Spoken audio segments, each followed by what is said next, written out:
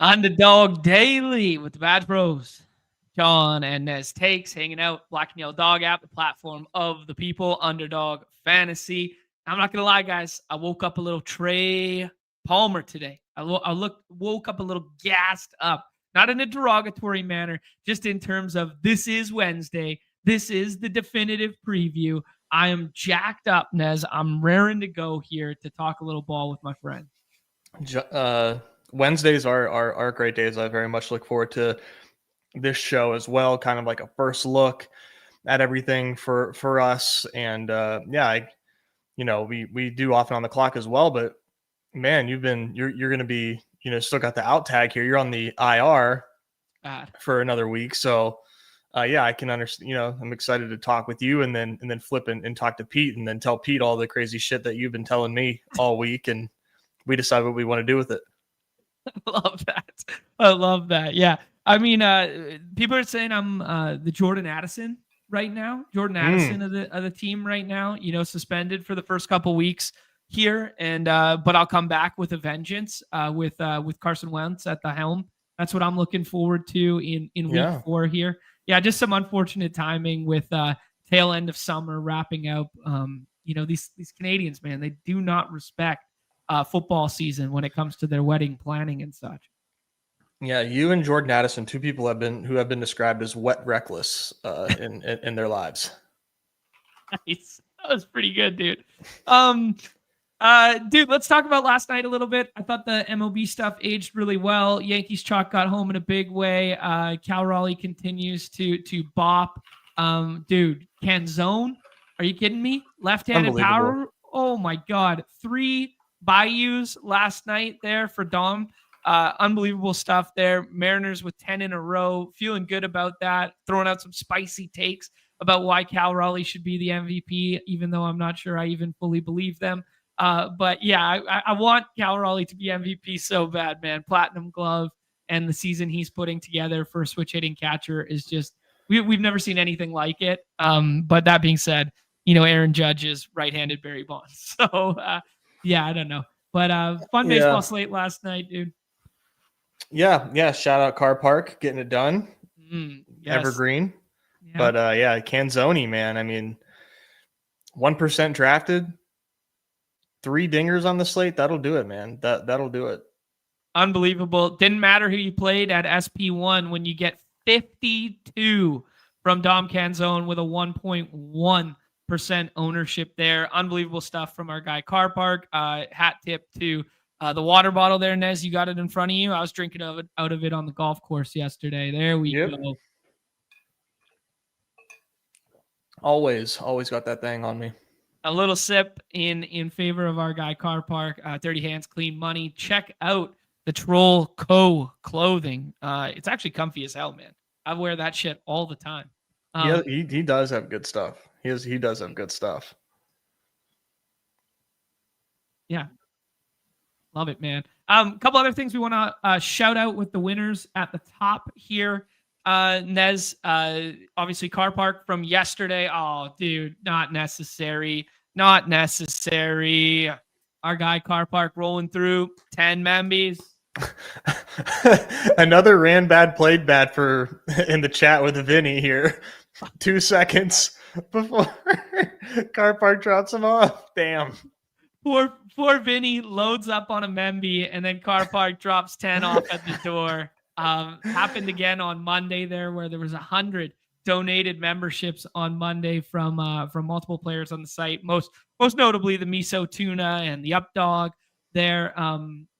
Dropping off some big ones. Also Jasta was on the program there, dropped off 20 there as well. But that was a funny moment where 100 get donated right after a guy purchases one, and it happens again today with Vinny purchasing one, and then Car Park drops off 10. So that's funny as hell. Oh man! Welcome to Deep Fish. Yeah, it was Graham who did it. It was Graham who did it on Monday. To Team Fish. Unbelievable stuff. Nez will make good on those memberships with a no strip Nez stream this weekend here, drafting some dog bulls, all that good stuff, members only content. We will be at some point in time here reverting back after this week in particular to 2 shows a week for the paywall members there. And Tuesdays have kind of been our like pseudo multi-sport drafthlete shows now, just the way the calendar's broken up with football and no NBA like daily slates just yet. So for the next about a month or so, because NBA starts on October 21st, if memory serves. So for the next month or so, those Tuesdays are going to be your multi-sport draftletes, and some of those might end up pivoting behind the paywall or having a little additive behind the paywall there for some playoff baseball, that sort of thing. But yesterday, if you guys missed it, we did the pennant there. Beautiful contest. Also, Chris's sheet was dropped off in both the bio, the chat, and the Discord there if you guys are drafting the MLB stuff. Next week, I'm breaking the news to Nez for the first time here. We're going to be doing Best Puck Classic. Our guy, Foods, aka Matt Moody, is going to come on and break it all down for everybody. I think October 12th is when the NHL season starts. So that's next week's multi-sport draft league slot, because I know everybody's going to want to have get some best puck bullets in there. It's a fun sweat for the season. Yeah, Best Puck is a good contest, and they changed the format for this year. Not the format, but they added that flex spot, which is pretty cool. So definitely want to get in here and hear what those guys have to say.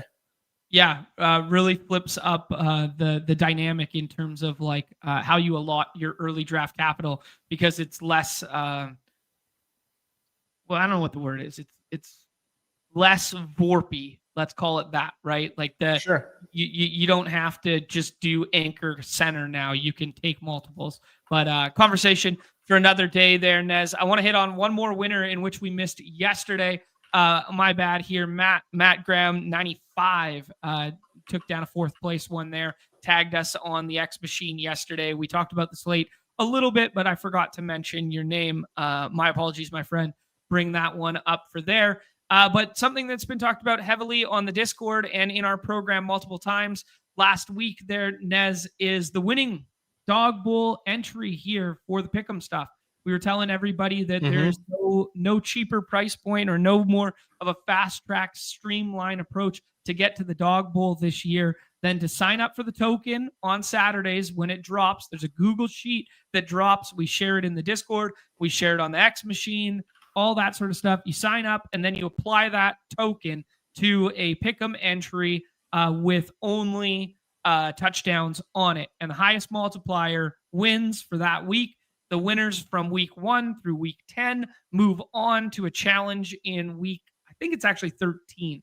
Maybe it's 11 or 13. I can't remember. But all 10 then compete, and the top 3 from there move to the Dog Bowl in week 14 for a live final, competing for $50,000 there. And I just wanted to bring up this week's winner because we saw a 15xer win in week 1, and we were all gal-braining, hey, the contest, is it going to get bigger? Are more touchdowns going to be scored this week? How's it going to look? Well, we had 72 main slate touchdowns scored this week, Nez, and it's reflected in a 40xer being what you needed to get to the Dog Bowl.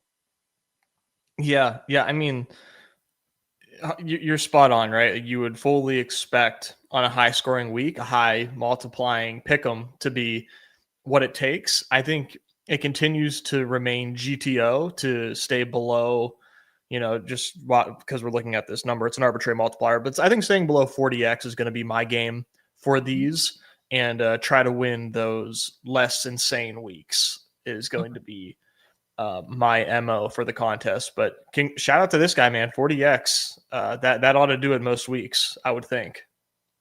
Yeah, well said there, dude. Yeah, I think we were all kind of week 1 aiming a little too high, and then the pendulum swings on a week where a whole bunch of touchdowns are scored. Pete tweeted out something that, hey, I think we're done with the 15xers winning.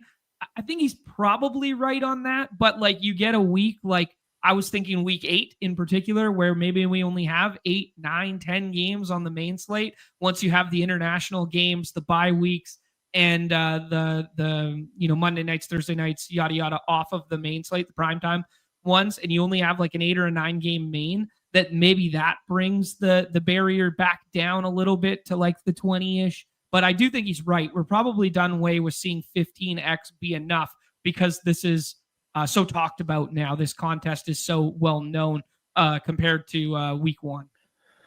Yeah, you would need a super goofy week for a 15x to take it down, but Right. Never say never, man. I think we're going to continue to kind of be shocked by these winners.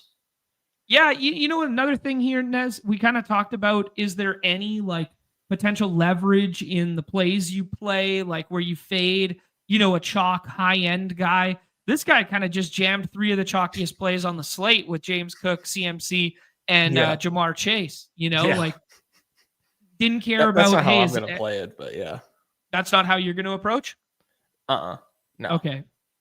So you still think there's some leverage to be had by, fading the week that these top end guys don't get into the end zone? Yeah, I would love to know what percentage of entries had all 3 of those chalk pieces, how many had at least one, how many had 2 of the 3, because I bet it's like insanely large. I bet a good amount of entries had some of these sub 1x players in them. Mm-hmm. So I think if you can get 1 or 2 of those guys to fail, you're wiping out like over half of the entries. Like they literally cannot win if one of those guys don't hit. So that's kind of how I'm thinking about it. Here's an interesting thought here from Dave is, what about like the outlier upon outlier of touchdown? Like you can't play rushing only. It has to be the combo one, I believe, on our site right now for certain guys. Unless they list it, but yeah, unless they list it. But I haven't seen it listed just yet. But like, what are your thoughts, Nez, on like, hey, playing like De'Ami Brown 4x and a Hunter Renfrow 6x or something like that? Like just thinking of 2 kind of like outlier or deeper long shots from last week that scored. I mean, yeah, I think that's like a very fun way to play it, and like it could potentially like get you over that threshold to be the top multiplier. I mean, like a rushing touchdown for Jared Goff is like 9x. I mean, right. You play that in like one other play, maybe like another long shot, and you could potentially get there pretty easily. I mean, it's not inconceivable. Yeah, and here's another one here, like our guy Len Keith is saying, he's the master of the slides out here. He's always posting those sliders in the Discord. He's saying, what about playing 2 guys to score 2 touchdowns? Like if there's a game environment, like we're going to talk about the main slate here, every total on the main slate is hovering between, 40 and 44, with the exception of that kind of like circle the game of the week evening or late afternoon game in Chicago between the Bears and Cowboys. Like, what if you just picked, Rome gets 2 and CD gets 2, something like that? Yeah, I mean, why not? Cool. Sounds good, my friend. Just wanted to highlight that for everybody. A lot of thought process to going into this. I see Schmo saying like, what about a full leaderboard to analyze and that sort of thing. Yeah, I have no idea what their plans are with this. I think they're figuring things out on the fly, as kind of like first year of Dog Bowl was. This is first year of Pick'em Dog Bowl. So I don't know what they have in store in the future. Maybe there's something about protecting, people's privacy and that sort of thing, because you can see the screen name isn't listed in these contests either. So like maybe there is something about, hey, we can't have a leaderboard for this sort of thing just yet. I don't know the logistics of it. I'm just surmising and guessing. So yeah, I don't know. Lots of fun stuff to potentially unpack in the future here with this contest.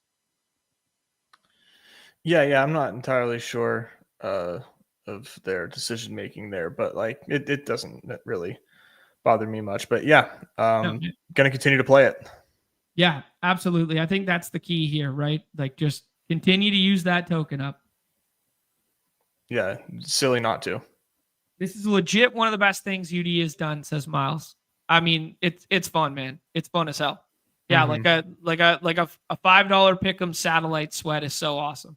Yeah, couldn't agree more, dude. This is a great wrinkle that they have added this season. Nez, that's all I had in terms of winners from yesterday and stuff with just the baseball slate. There, are you ready to push forth into the NFL slate? Yeah, let's get into it, man. It's a good one. We got a lot to cover. I'm gonna end up having a baby dropped on me in about an hour and so. So the quicker we get going, the less distracted I'll be. All right, sounds good. Nez, the macros of the slate. We have I jump over to the beautiful unabated platform here. We have some of those big time quarterbacks that would definitively be 100% owned on our site and be drafted very highly, all off of the slate again. So this slate kind of mirroring week 1 slate in that regard by taking Josh Allen off, by taking Lamar Jackson off, and pushing some of these high total game environments and high spread game environments onto island games. The other wrinkle to this slate is it looks a little stars and scrubby potentially specifically at the quarterback position because of the week 18-esque dynamics with backup quarterbacks playing ball this week. So we've already had Justin Fields ruled out. Jaden Daniels, we don't know, did not practice today. Said the earliest he could practice is Friday, but Marcus Mariota was at the podium fielding questions as if he was the starting quarterback for this week already. So maybe something there with that one. And then we have a dust-up bowl between Jake Browning and Carson Wentz, presumably with that Vikings and Bengals game here. Yeah, just macro thoughts on the slate with these interesting dynamics, particularly at the quarterback position. Yeah, quarterback is pretty wide open this week. Jalen Hurts, obvious QB1 this week, in my opinion. Everybody else, it's extremely choose your own adventure. And I feel pretty confident that we're going to see some big time risers at the QB position here soon, just because of the ambiguity. Once ETR comes out and tells people, hey, here's what we think, other people are going to follow suit. So be ready to adjust if you are doing these 6-person BRs and you think that you can wait on certain QBs, because the dynamics will change and guys will get pulled up and guys will be taken ahead of ADP starting tonight. Right. Yeah. Well said there, dude. Anyone in particular that potentially fits that mold for you right now? Yeah, Caleb Williams. Okay. My favorite scroll. The second highest, or maybe the highest implied team total on the slate, I believe. I believe it's the highest game, the highest and they're favored. The highest team total on the slate. I'm seeing 25 for the Eagles. I'm seeing 25.5 for the Seahawks. I'm seeing 25.5 for the Bears, so that would match that. Yeah, I think you're right, dude. Yeah, so he's the quarterback of that team and going undrafted a lot of the time. So to me, that makes him a pretty interesting pick. Not to mention that I think his play has been much better than at least what week 2 looked like for him. And I think people are definitely not paying close enough attention to how Caleb Williams has looked. I love Caleb Williams this week. I'm going to have a ton. I'm trying to get as much as I can before things change. Nice. Very interesting stuff there. Yeah, Pat Thorman wrote that one up as one of the pace up games of the week as well there. Just pass rate looking nice on both sides there. A couple of plotter. Let's use the term nicely here. Maybe they haven't looked like plotters up until now, but running backs that we thought were kind of like volume merchants to in best ball season also out there. So kind of wanting to play that one through the pass attack more so makes a lot of sense. Last week's winner, Kevin, he's jumping in here saying the meta this week is 5 chalk players plus a QB scroll. Kind of sounds similar to how he took it down last week there, but what does the champ know? Yeah, I don't know. That sounds like a pretty good one to me right now. Yep, I'm seeing the same thing pretty much right now. Okay, cool. Before I start going game by game here, and we could talk about some things. Any reason to potentially get to some of these backup quarterbacks, or any reasons to be concerned about pass catchers associated with the backup quarterbacks? I mean, I don't think so. Okay. Jake Browning is definitely like a fine backup, but do not love the spot on the road against Minnesota. I think you could ask for much better spots for a guy like him. It's just been so long since we've seen Carson Wentz play that, I can't imagine wanting to do that off the rip, take him in a 6-person draft. And Marcus Mariota, man, I'm good on that one as well. But, a little bit of rushing upside with Marcus Mariota. I believe we saw him step up a year or so ago and like actually have a pretty good game as a backup. The offense is good, but like I think that Vegas is like not a pushover, and I don't necessarily love that for him. Okay. Yeah, no, yeah, we saw it. I think we saw it twice last year, one in week 18 where it made sense, and one in like week 15 or 16, I believe. It was something like that. Anyways, we could go back and look in a half second when we do the game by game stuff here. Nez, any cross off game environments for you right now? Lowest totals on the slate being like 41.5. But I don't know. They don't look like full cross offs to me. But for you? It's going to be really hard for me in 6-person to get to quite a few of these teams. Cleveland is going to be really hard for me to take anybody from the Browns this week. Let's see here. The Jags pass catchers, I think, are like interesting this week, but for 6-person drafts, I don't think I'm going to have a lot of pass catchers from the Jags. Okay. The Jets, I definitely worry about against Tampa on the road. That's going to be tough. Those are like the biggest ones that stand out to me as far as like, yeah, I have no plans at the moment of drafting anybody from those teams. Okay. Sounds good, dude. Yeah, not kind of worried about the Ty God there.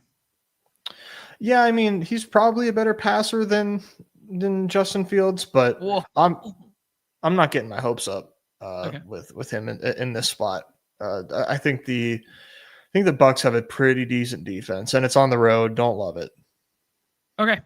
Sounds good, dude. I am looking for something that I was looking at earlier, and I thought I had it ready and pulled up, but by the looks of it, I am an idiot. Damn.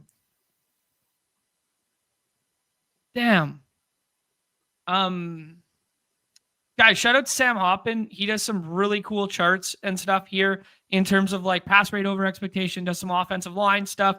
Just one of my favorite resources to tap into at the beginning of the week. And the majority of it is free unless you guys want to go to his Substack there. But I was just looking at like some of the explosive play stuff. And I was looking at the combo. I can't find the chart here. It might have been elsewhere, but I was looking at the combo, Nez, of like defenses that have allowed explosive plays thus far, and then the game environments in which they were.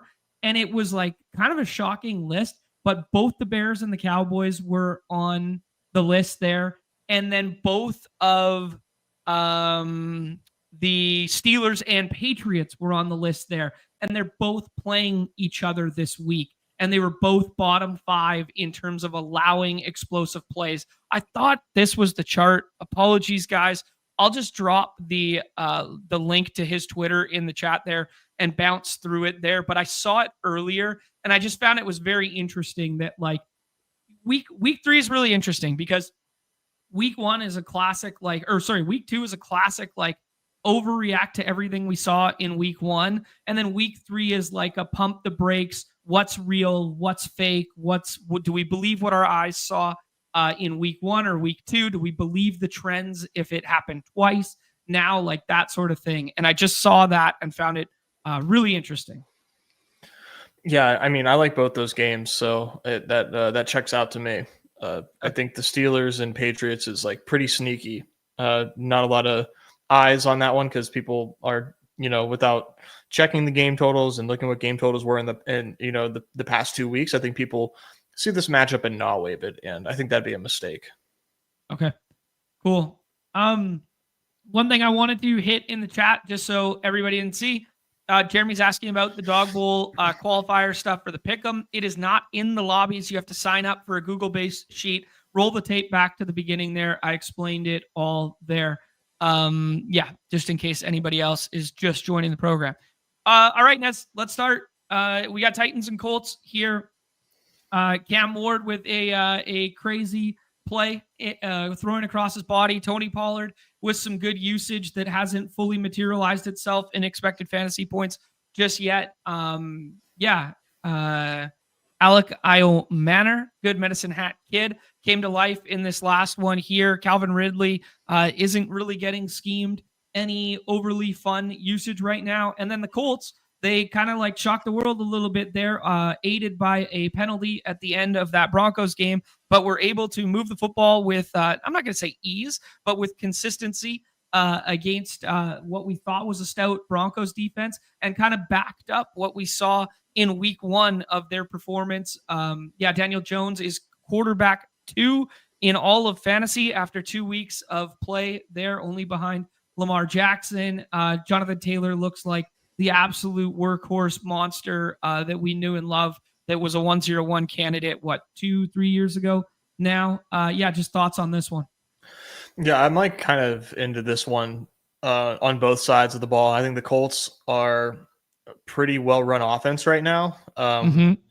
They have a lot of different ways they can beat you. Like you mentioned, Jonathan Taylor is cooking, and a hot take that I fully believe in is Tyler Warren, tight end 1 rest of the season. What do you think?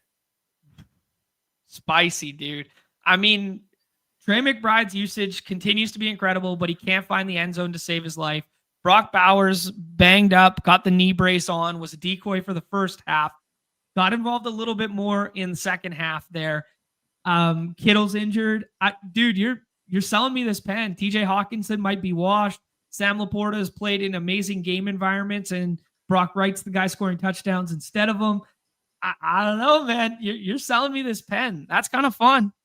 I know it's extremely hot. There's a lot of really fun, exciting tight ends right now, but man, I don't know how many of them, other than McBride, are like the focal point of an offense, quite like Tyler Warren, and he's doing it as a rookie, right? So I mean,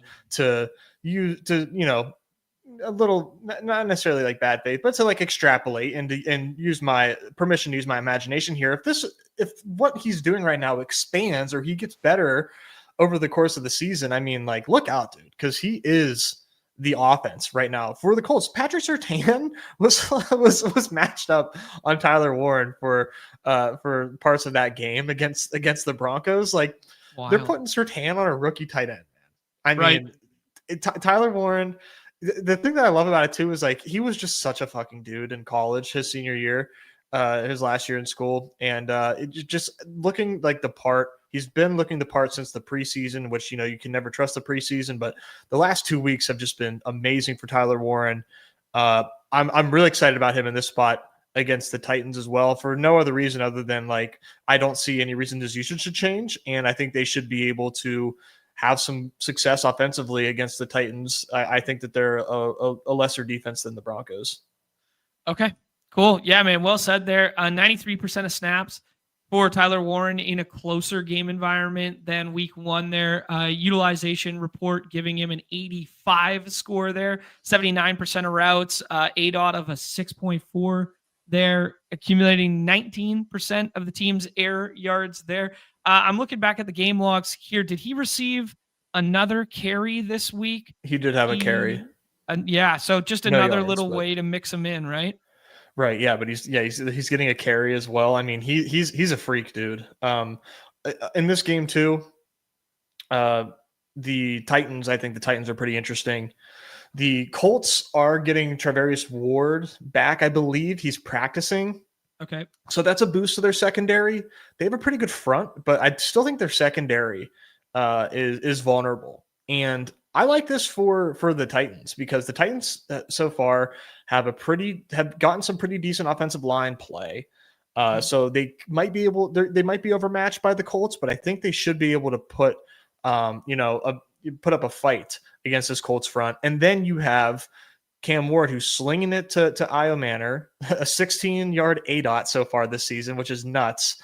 And then Calvin Ridley, who has been a target earner, for the last 2 years, coming off of, the injury and whatnot there. So I think that I'm personally looking forward to a big Calvin Ridley game soon, and I'm kind of counting on it this week because nobody else is.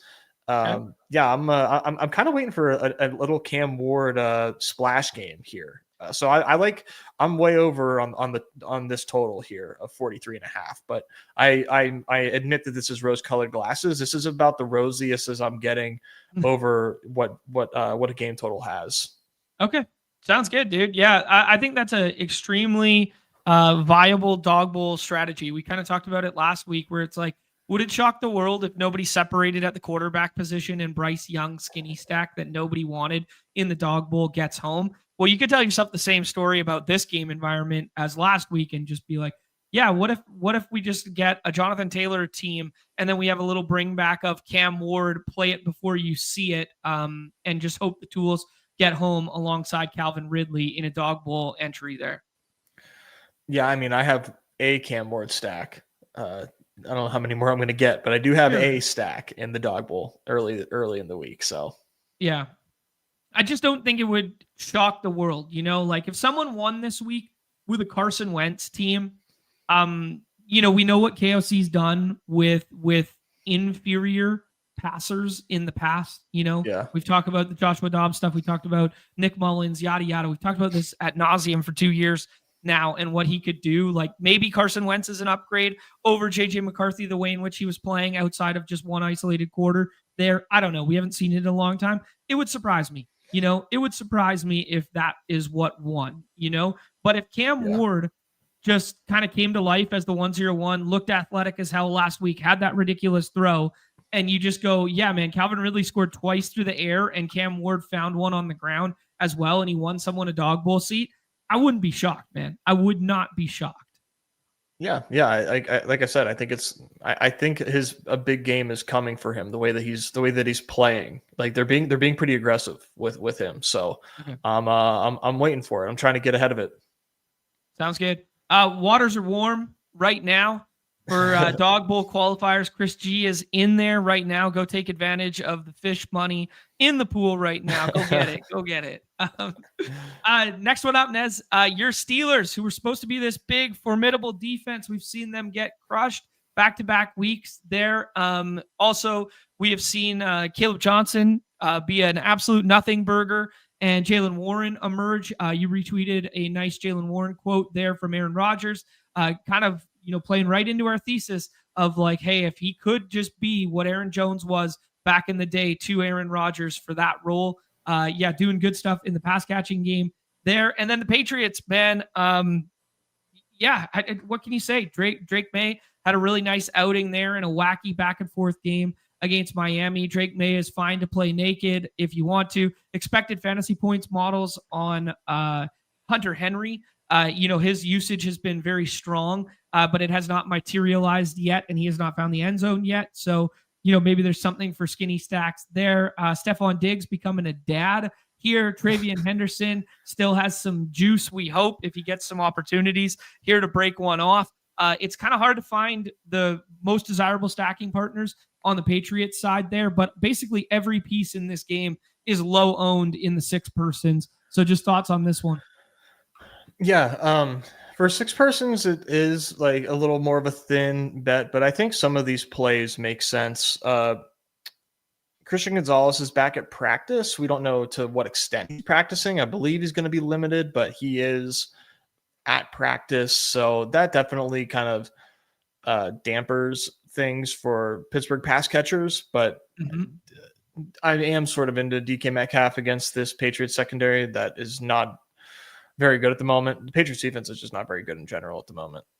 So we've got Metcalf and Warren, who I like a lot here. I could maybe get into Rodgers, but if if Rodriguez is playing, then I don't think Rodgers is an option. But the Steelers have been throwing a ton. Like the two assumptions that we got wrong on the Steelers, that they would be a strong defense. They're not yet. And that they would be run heavy, and they're not. And I don't think they ever will be, because Caleb Johnson is in the Giga Dog house. I mean, could not be more locked down in that thing. Kenneth Gainwell is Kenneth Gainwell. And then Jaylen Warren is cool, but like they can't do a lot of handles with him. And Aaron Rodgers has been known to like the pass. So yeah, I think Metcalf makes a lot of sense here as a scroll down candidate, and I love Jaylen Warren. I'm very curious to see if the models are going to give him a usage bump, or what they think about the matchup here, what kind of efficiency they think he could have, because I love Jaylen Warren in this spot. Okay. Kind of a staple of like Mike Vrabel's defenses of the past has always been like sell out to stop the run there. And that's kind of what we've seen the first 2 weeks, is like, they're selling out to stop the run and daring you to beat them through the air, and maybe getting Christian Gonzalez, who's, a top 5 corner in this league, back will help limit that, air output on the other end there. But yeah, this does kind of set up, like on paper at least, to be a spot where Pittsburgh should continue to throw. I think so too. Like I don't see any reason really why they wouldn't. So yeah, I mean, and I would even say Jonnu is an interesting pick at tight end as well. So yeah, I think, and another thing too, this total is 44.5. It's not like awesome, but it is the highest total the Steelers have had in a game this season. So I think that kind of has my win horse up. Okay. Nice, dude. Let's talk about the other side there. Everybody kind of, loves to play Drake May in plus matchups. We don't know if this is definitively a plus matchup, but he is free, especially in the 6 persons. And he is one of those quarterbacks that you can play naked, even though the designed rush attempts haven't been there. The scramble stuff has been there.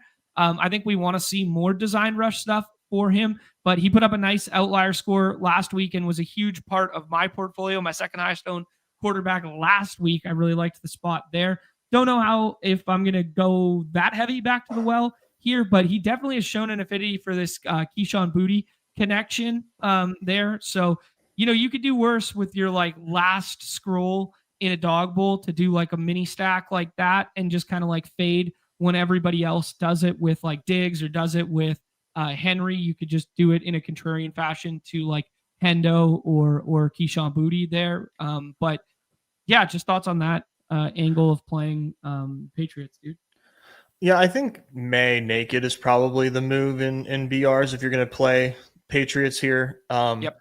I do think Diggs will have some good games here soon to come, but I think May on his own is just the way to go. Seeing him rush, more like that was such an obvious, like, oh, I bet he's like, he didn't rush it all week 1. And so everybody's like, oh, can't play Drake May, he's boring.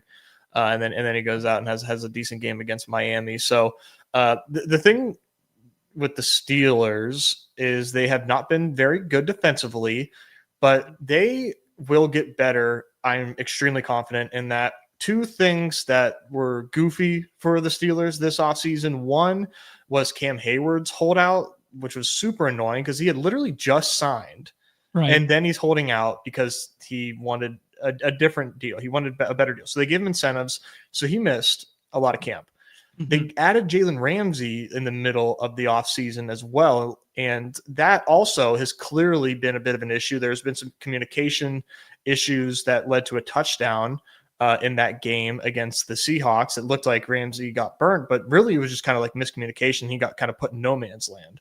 So once they get some more reps under their belt, I think the Steelers defense is going to turn around and actually be pretty strong, way better than what we've seen so far. I feel confident in saying, but until they show it, I think it's fine to kind of take angles against them. Not a lot of fun fantasy pieces for the Patriots, but Drake May is definitely one. Okay, cool. Yeah, I respect it, dude. Stephon Diggs usage has left quite a bit to be desired thus far. I don't know, man. Everybody was getting super excited about the preseason hype videos and that sort of thing. And he plays 41% of snaps and then plays 52% of snaps. And if you look at the utilization report here, only 51 is their score for him and second on the team there. So, getting away from that skinny stack, unless you're like projecting a big uptick this way based on this week, based on some coach speak, getting away from that skinny stack with May might be a good contrarian lever to pull there. Let me just say, man, once Kyle Williams gets involved, like, look out, because he, like, they can't get him involved soon enough. Like, they've got Booty in what will be the Kyle Williams role, and Booty's fine. Yep. But man, they need to get Kyle Williams involved here sooner than later, because he just brings an element to this offense that is like desperately needed in speed and explosiveness. And I think of Drake May as more of a downfield passer than intermediate and short passer. I think that's kind of why we're seeing an issue with Diggs at the moment. But yeah, just wanted to throw that out there. Please free Kyle Williams. Free Kyle Williams, baby. Dave saying eliminator pods are up. Awesome. Go check out your matchups, guys. Go see what's going on there. I think I started with 50, and I think I'm down to 10 now. Maybe a little more than 10, but I think I'm down something like that right now. We can look later, but that has truly been a very, very nice success for the platform this year. The sweat experience tethered to it. And shout out to BBMDB there. Patrick has a really nice sweat leaderboard for that. You can see all the matchups. You could see some of the biggest losers, some of the sneakiest winners who got through with 70 points, some hard luck losers. I think the highest one I saw was losing with 170 or something like that this week, or it's like 168 or something. So truly sick. But go check that stuff out. Really cool. Let's move on here. Bucks and Jets. Bucks have low-key been getting gashed through the air. They're a really good run defense, but we thought they were going to be pretty good versus the pass, and I thought stuff looked pretty good for them, in terms of the way they've handled against the pass, but yet they've been able to be scored on, which is kind of weird to say, like some of the splash play stuff against them. Jets are going to be going backup quarterback here with the Ty God. I don't know, man. Can you play Brees at all? Can you play Garrett Wilson with the backup there? This game on paper, I would have thought week one, I would have looked at this game on paper and been like, oh, this might be a nice pace up tempo environment to get some Baker stuff going. Like Baker just plays with his hair on fire. Justin Fields pushes the pace on the other side. Now I don't know how to treat this one, man. Maybe a nice bounce back spot for Mike Evans because he's had some really tough matchups, but now he gets Sauce Gardner, who we think is kind of in that same camp. Igbuka is just outworking his he's just outworking his expected fantasy points week over week, but he is getting some design touch stuff. Split backfield ish, I will say, nature of last week with Rachaad White makes me kind of like a little more bearish on Bucky, but we did see some explosive plays, particularly one late in the fourth quarter in the pass game to keep the game alive there. Just thoughts on the macro of this one. Game to attack, game to stay away from. What do you got? Yeah, I mean, what a whiplash difference between Jets Steelers and Jets Bills, man. Right. I mean, they lose Justin Fields early, but this game just it looks like when you look at the box scores of this game, it looks like they played like 3 quarters. Just a very interesting stat line from everybody involved here.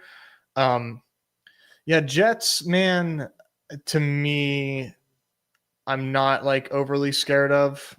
Okay. Defensively, we saw James Cook gash him, but James Cook is really good, and he was able to carry the ball 21 times. So there's some extra opportunities there. It does seem like the ground game, for the Buccaneers is their current strength right now.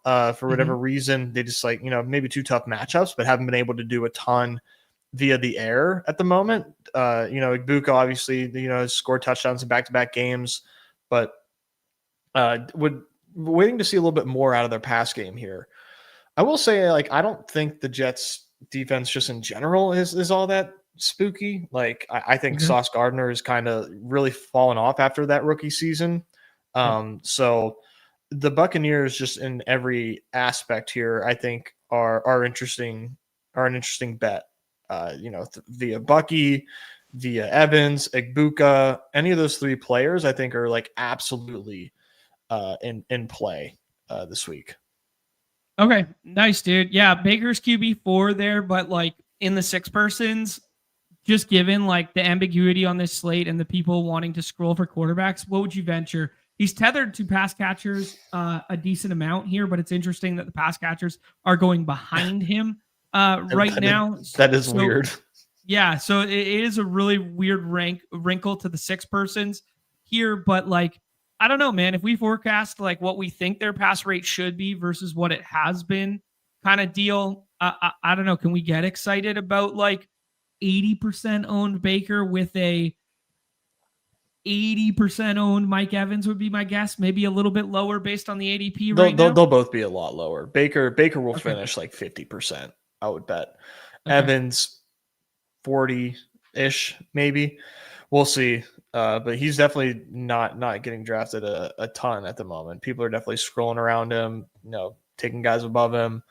They're all like pretty low drafted at the moment. So this is definitely like, I would consider this like a circle circle your app. I don't really know how to say that, but like end of the week, like Friday, Saturday comes around, BR is 60-75% full or whatever it gets to. And then like take note of these ADPs. If they haven't risen and we can say confidently that they are like way underdrafted, Baker doubles seems inevitable if that's the case. I was just about to say, Nez, as you were talking, I was like, I can already see 3 DeBomb Baker doubles for your boy on Sunday morning. Like I can already just fucking see it right now. I know. Old habits die hard right now. Oh, my bad, Nick. Yes, when we were talking about the Patriots stuff, I did not bring up the Diggs shooting absolute fire in terms of getting it done here for becoming a father with Cardi B there, Nez. So yeah, he's father to be. There we'll see if he's gonna be. We'll see what happens to that relationship. But yeah. Oh, jeez. I have not been in. I think we best leave it at that. I have not been in the second quarter streets yet. That is the the 4-week window contest from week 4 to week 8. Week 8 is also littered with buys, so there's some really interesting wrinkles in that contest. But it looks like Igbuka is currently a 2nd-round pick in that contest. Wow, with Godwin slated to come back. That's crazy. That's wild. Did not know that. Wow, I might need to just start dabbling. I told myself I was going to wait, but if Igbuka is a 2nd-round pick, I think I'll go ahead and get my feet wet tonight. No doubt. Jets side of things there, Nez, we kind of just talked over it and talked about it. Like, is there any reason to scroll the F down? Brees had all the usage in the world. Well, not crazy usage, but like played very well and was very efficient with decent usage in week 1 there. The wheels just kind of fully came off against the Bills, and then they thrust Tyrod in there mid-game kind of deal. Is there anything to like on the Jets? Like just a one-off or anything? I think you can like Brees Hall, even though it's like a tough ground game, but he's probably going to be extremely involved with Ty God under center. So I think you can like Brees Hall. Garrett Wilson, I think is fine to like as well. Like this, we know who the ball is going to try to go to in this game. Yeah. Brees and Garrett Wilson. So, I mean, just based on that volume alone, makes them really good scrolls, in my opinion. Okay. I don't have the splits for pre and post Justin Fields from week 1, but Justin Fields only had, 27 yards passing in week 2 there. So, sorry, I fucking butchered this sentence. I don't have the splits between Tyrod and Fields when Fields left the game in week 2, but Garrett Wilson was still 4 for 50. And of that sequence, Tyrod had 56 yards and Fields only had 27. So it was probably split amongst them. So just kind of thinking out loud here about who was able to get the ball to Garrett Wilson and if Ty God was able to do so. But yeah. Okay, Nez. Oh, sorry, I clicked the wrong button. Let's jump back over here. Commanders and Raiders. This is a very interesting spot here where we talk about the game theory dynamics of the site. Commanders are 3-point favorites at home, but the total has dropped. If we click the unabated line here, it's a 44, but the total has dropped from about 47.5, 48.5 in some places. So it's kind of forecasting that Jaden Daniels will be unavailable, but this is a really interesting wrinkle on the slate because Jaden Daniels could be QB1, QB2 on our slate. He could have an ADP inside the top 12, inside the top 14 if there was no Q tag on him. Yeah, just thoughts on playing the Q tag game with Jaden Daniels with this new look team that's going to be without Austin Eckler. Yeah, I don't love it. Okay. He's not going to practice until Friday at best. Yep. So even that's like up in the air. So I'm not like a huge fan of the spot for Jaden Daniels, given the fact that he's on this and he's going to be, banged up. But yeah, it's just kind of a wait and see thing for me. He's going to fall, I would assume, in drafts to where, like, if you want to take the risk and take him, in the 5th or 6th round and get a swap if he doesn't play, and you feel confident in his abilities if he does play, he's an extremely easy pick to make in BRs. But I'm personally, I have a little more reservations on a banged up Jaden Daniels. Like, kind of would prefer him to be healthy if I'm playing him, but right. These guys are built so different that if he does play, you should probably assume like 95% effectiveness. Okay, cool. I'm just jogging my memory right now. I wanted to have one last final sentence on the Bucks stuff before I remember it. Hayden produces this every Monday, I believe it is, on the Underdog network there. He does a recap with the fantasy usage model. And I just wanted to say that Mike Evans was one of the leaders in, not unrealized expected fantasy points. So I just wanted to share that with people. He is number 6 in the league in Hayden's model in terms of actual half PPR points versus expected. So, and those were in 2 kind of like not jump up and down matchups for him. So I just wanted to share that. Sorry. Okay. Yeah, I'm in tandem with you there, Nez. Raiders are also, renowned for a little bit of a good pass rush.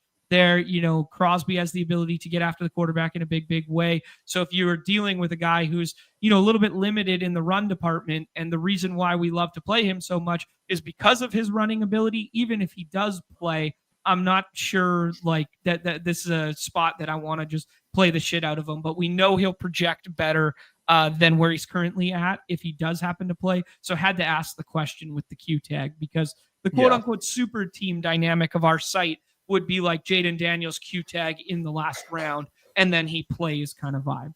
Right. Yeah. I mean, he's a pretty good pick, man. Like, just in a vacuum, but for me, the context of it is like, right now you got to swap to like one guy if he doesn't play. Yep. And if he plays, how effective will he be? So I think those 2 things are like kind of, in the back of my head, and why I'm not going to be doing the Jaden Daniels play, but he makes a lot of sense as a play. Okay, let's talk about through the lens of, Austin Eckler's gone now. Achilles, RIP. Sorry for your loss there, Commanders fans. Let's talk about what this backfield could potentially look like. Is there anyone playable in this one? Like, Bill hasn't been getting targets. He hasn't really been running routes, like that sort of thing. Are we going to get more Chris Rodriguez in our lives at the goal line? Are we going to get more Jeremy McNichols than just special teams? Does Debo factor in a big way? I don't know. What do you think, dude? Yeah, I mean, it's hard for me to trust Bill right now. So I don't think I'm going to have a lot of Bill.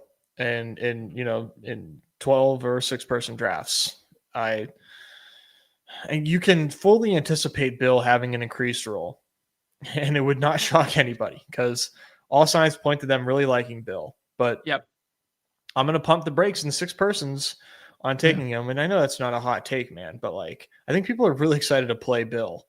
Right. And yeah, I'm going to do the boring thing and be like, are you sure? So I'm probably not gonna play him. But the other rookie in this game. Can I finish on Bill 1 second here? Phrasing. I would way rather play Kyron Williams or Tony Pollard this week than I would play Bill relative to his ADP. Yeah. Like not even remotely close. So if the field's going to be that excited to just push all of the, early down work on him and be like, oh, maybe this is a more run-heavy game with Mariota at the helm, yeah, I'll just be the guy fading. Yeah, good shouts there. Okay, yes, carry on, dude. My bad. Yeah, I think there's a lot of overreaction, maybe appropriately reaction. I mean, on Genty, and you know he's in this spot here. I think, yeah, I get it. It was extremely frustrating. It was on prime time. It made no sense.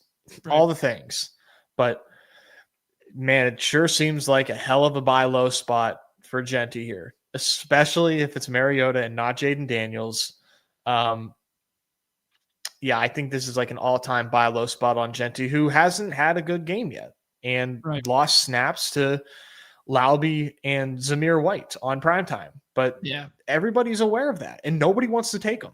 So I think, you know, maybe let the week kind of let projections come out, see how people react to Genty. And if he's not going to be drafted all that much, I think he's a pretty excellent sub 100% drafted player. And it just really depends on how low his ownership goes.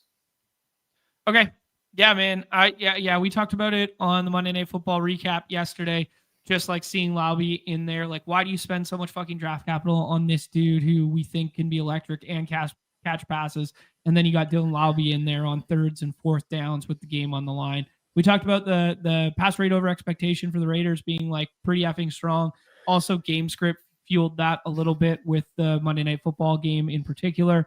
Yeah, man, any love to get back to like the Geno stacks? Like, we are 1 week removed from him throwing for over 300 yards.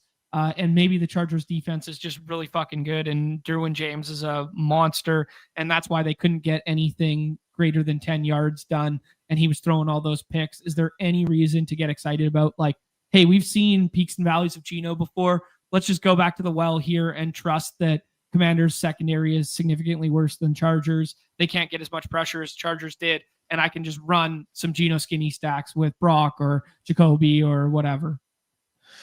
I think it would be it would definitely be short-sighted to immediately be like, nah, like, no, can't draft Geno. Just because we know that Geno can play pretty aggressive. And you know, if they do get right, Geno can have some big games. In six persons, it's definitely super thin, but I'm not like shutting the door on the entire season for the Raiders. I'm not getting to them here. Okay. Either. Yeah. Like not the dream bounce back spot in which you're looking for there. Respook with an interesting one in the chat here. Just like people got to realize that it takes more time for a rookie running back than a rookie wide receiver. I think the inverse is true. I think it's always been the narrative was the inverse. I don't know. Maybe some of the pass pro stuff could be the counter argument to that. But like the plug and play guys, traditionally speaking, were always the high drafted rookie running back guys, and then you would wait for the late breakout from the wide receiver stuff. Maybe the pendulum swinging a little bit in terms of that analysis. Who knows? Yeah, I don't know, man. I think when these running back rookies get drafted really highly and they get thrusted into roles immediately and the results aren't there, I think people are not wrong to have the reaction that they're having, which is, you know, regret by and large. Yeah. All right, let's do this. Nez, let's move on here to next game on the docket. Here is Rams and Eagles. We saw this one in the playoffs last year. We saw back-to-back games where Saquon Barkley has ran all over the Rams. We've seen 2 weeks now in which the Eagles can't get anything going throughout the air. They're just content to win ball games in a quote-unquote boring fashion where they ball control and they aren't really pushing for huge outlier explosive plays. Reflected in one of those Sam Hoppen charts that I shared there at the base, you'll see the Eagles lowest explosive play rate through 2 weeks of any offense and lowest in the pass game. We just haven't been able to get A.J. Brown going yet. We haven't been able to get Devonta Smith going there, but Hurts and Saquon continue to produce, not slate-breaking scores, but usable scores for both those players, and the ADPs reflecting it. I said last week, maybe this is the cheapest we'll ever see Eagles stacks. Now I'm saying it again. Maybe this is the cheapest we'll ever see Eagles stacks. At what point do I start capitulating to the way in which they're playing and the fact that, hey, maybe they just don't want to win through the air right now, or maybe AJ Brown still is hampered by the stuff in the preseason there. Yeah, thoughts on the Eagles side first? Yeah, I do have some interest in the Eagles here. I think the Rams are a good offense or a good defense, but I'm waiting for the Eagles to kind of break out. And yeah, so far obviously hasn't been the case, like very, very obviously. But could it be the spot here? It could be, and why I think so is, I think it really depends on how the Rams offense performs in this game, where if they cause them to have to play aggressive, then we get aggressive play and we get a game that could potentially shoot out and be exciting, right. Which would be great for viewership, great for fantasy, great for all the things. So I think that's likely to take place. Okay. I think the Eagles secondary is vulnerable. I think the Rams right now, the best thing that they can do in the moment is pass the ball. So if we do get the Rams passing attack being effective and the Eagles having to respond with aggressiveness, then we could have ourselves a ball game here. So to me, it's really easy to stack Jalen Hurts. We've kind of talked a couple of times about running Jalen Hurts naked, but when AJ Brown is by and large undrafted, I think that kind of changes the game a little bit. So a lot of fun ways to play that game. Okay, cool. Yeah, well said there, dude. On the Eagles side of the ball, for sure. Is Jalen Hurts your QB1 this week? Say that one more time. My is Jalen Hurts your QB1? Yeah. Okay. Sounds good. Rams, dude. Rams hyper concentrated right now. You alluded to them winning through the air there. We talked about the tough matchup for Devontae Adams in week 1 with the Stingley shadow treatment. And then in week 2, he's one of like the highest, expected fantasy point wide receivers there. Also finds pay dirt. Both him and Puka Nacua did it by way of the ground there. Everybody's ready to pronounce Kyren Williams dead because it's been inefficient for the first 2 weeks there. But he gets 19 touches in week 1. Then he gets 19 touches in week 2. If he falls into the end zone, he gets like 18 fantasy points. He doesn't fall into the end zone because Blake Corum does, because they are winning by greater than 10. I thought Easy pointed something out that was really intelligent on the tweet machine there, that this was the first game since 2023 that the Rams have had a lead greater than 10. And maybe that's simply why Corum was in the ball game there. Corum with the 5 carries.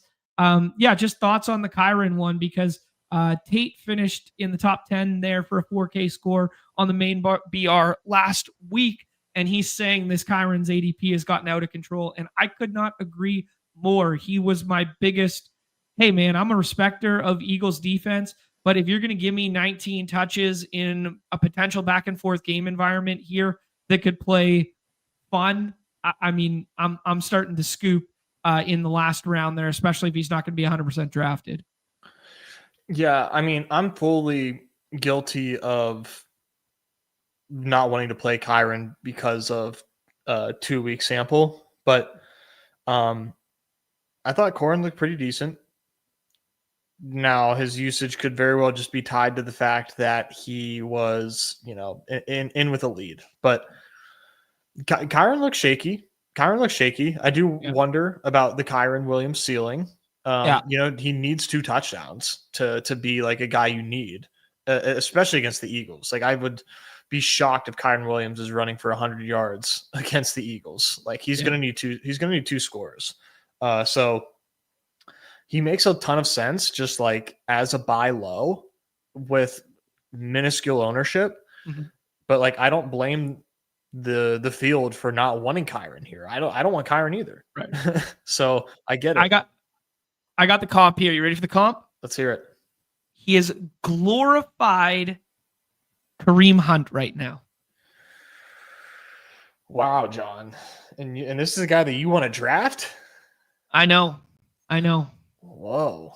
He's glorified Kareem Hunt from last year. Let's be clear about that. Where Kareem Hunt was dealing without Pacheco there. And week after week, I was like, we can't fucking play Kareem Hunt, man. This is insane. He never breaks off a 20-yarder. He's inefficient as hell. And then he just falls into the end zone twice, and he's in the winning lineup somehow.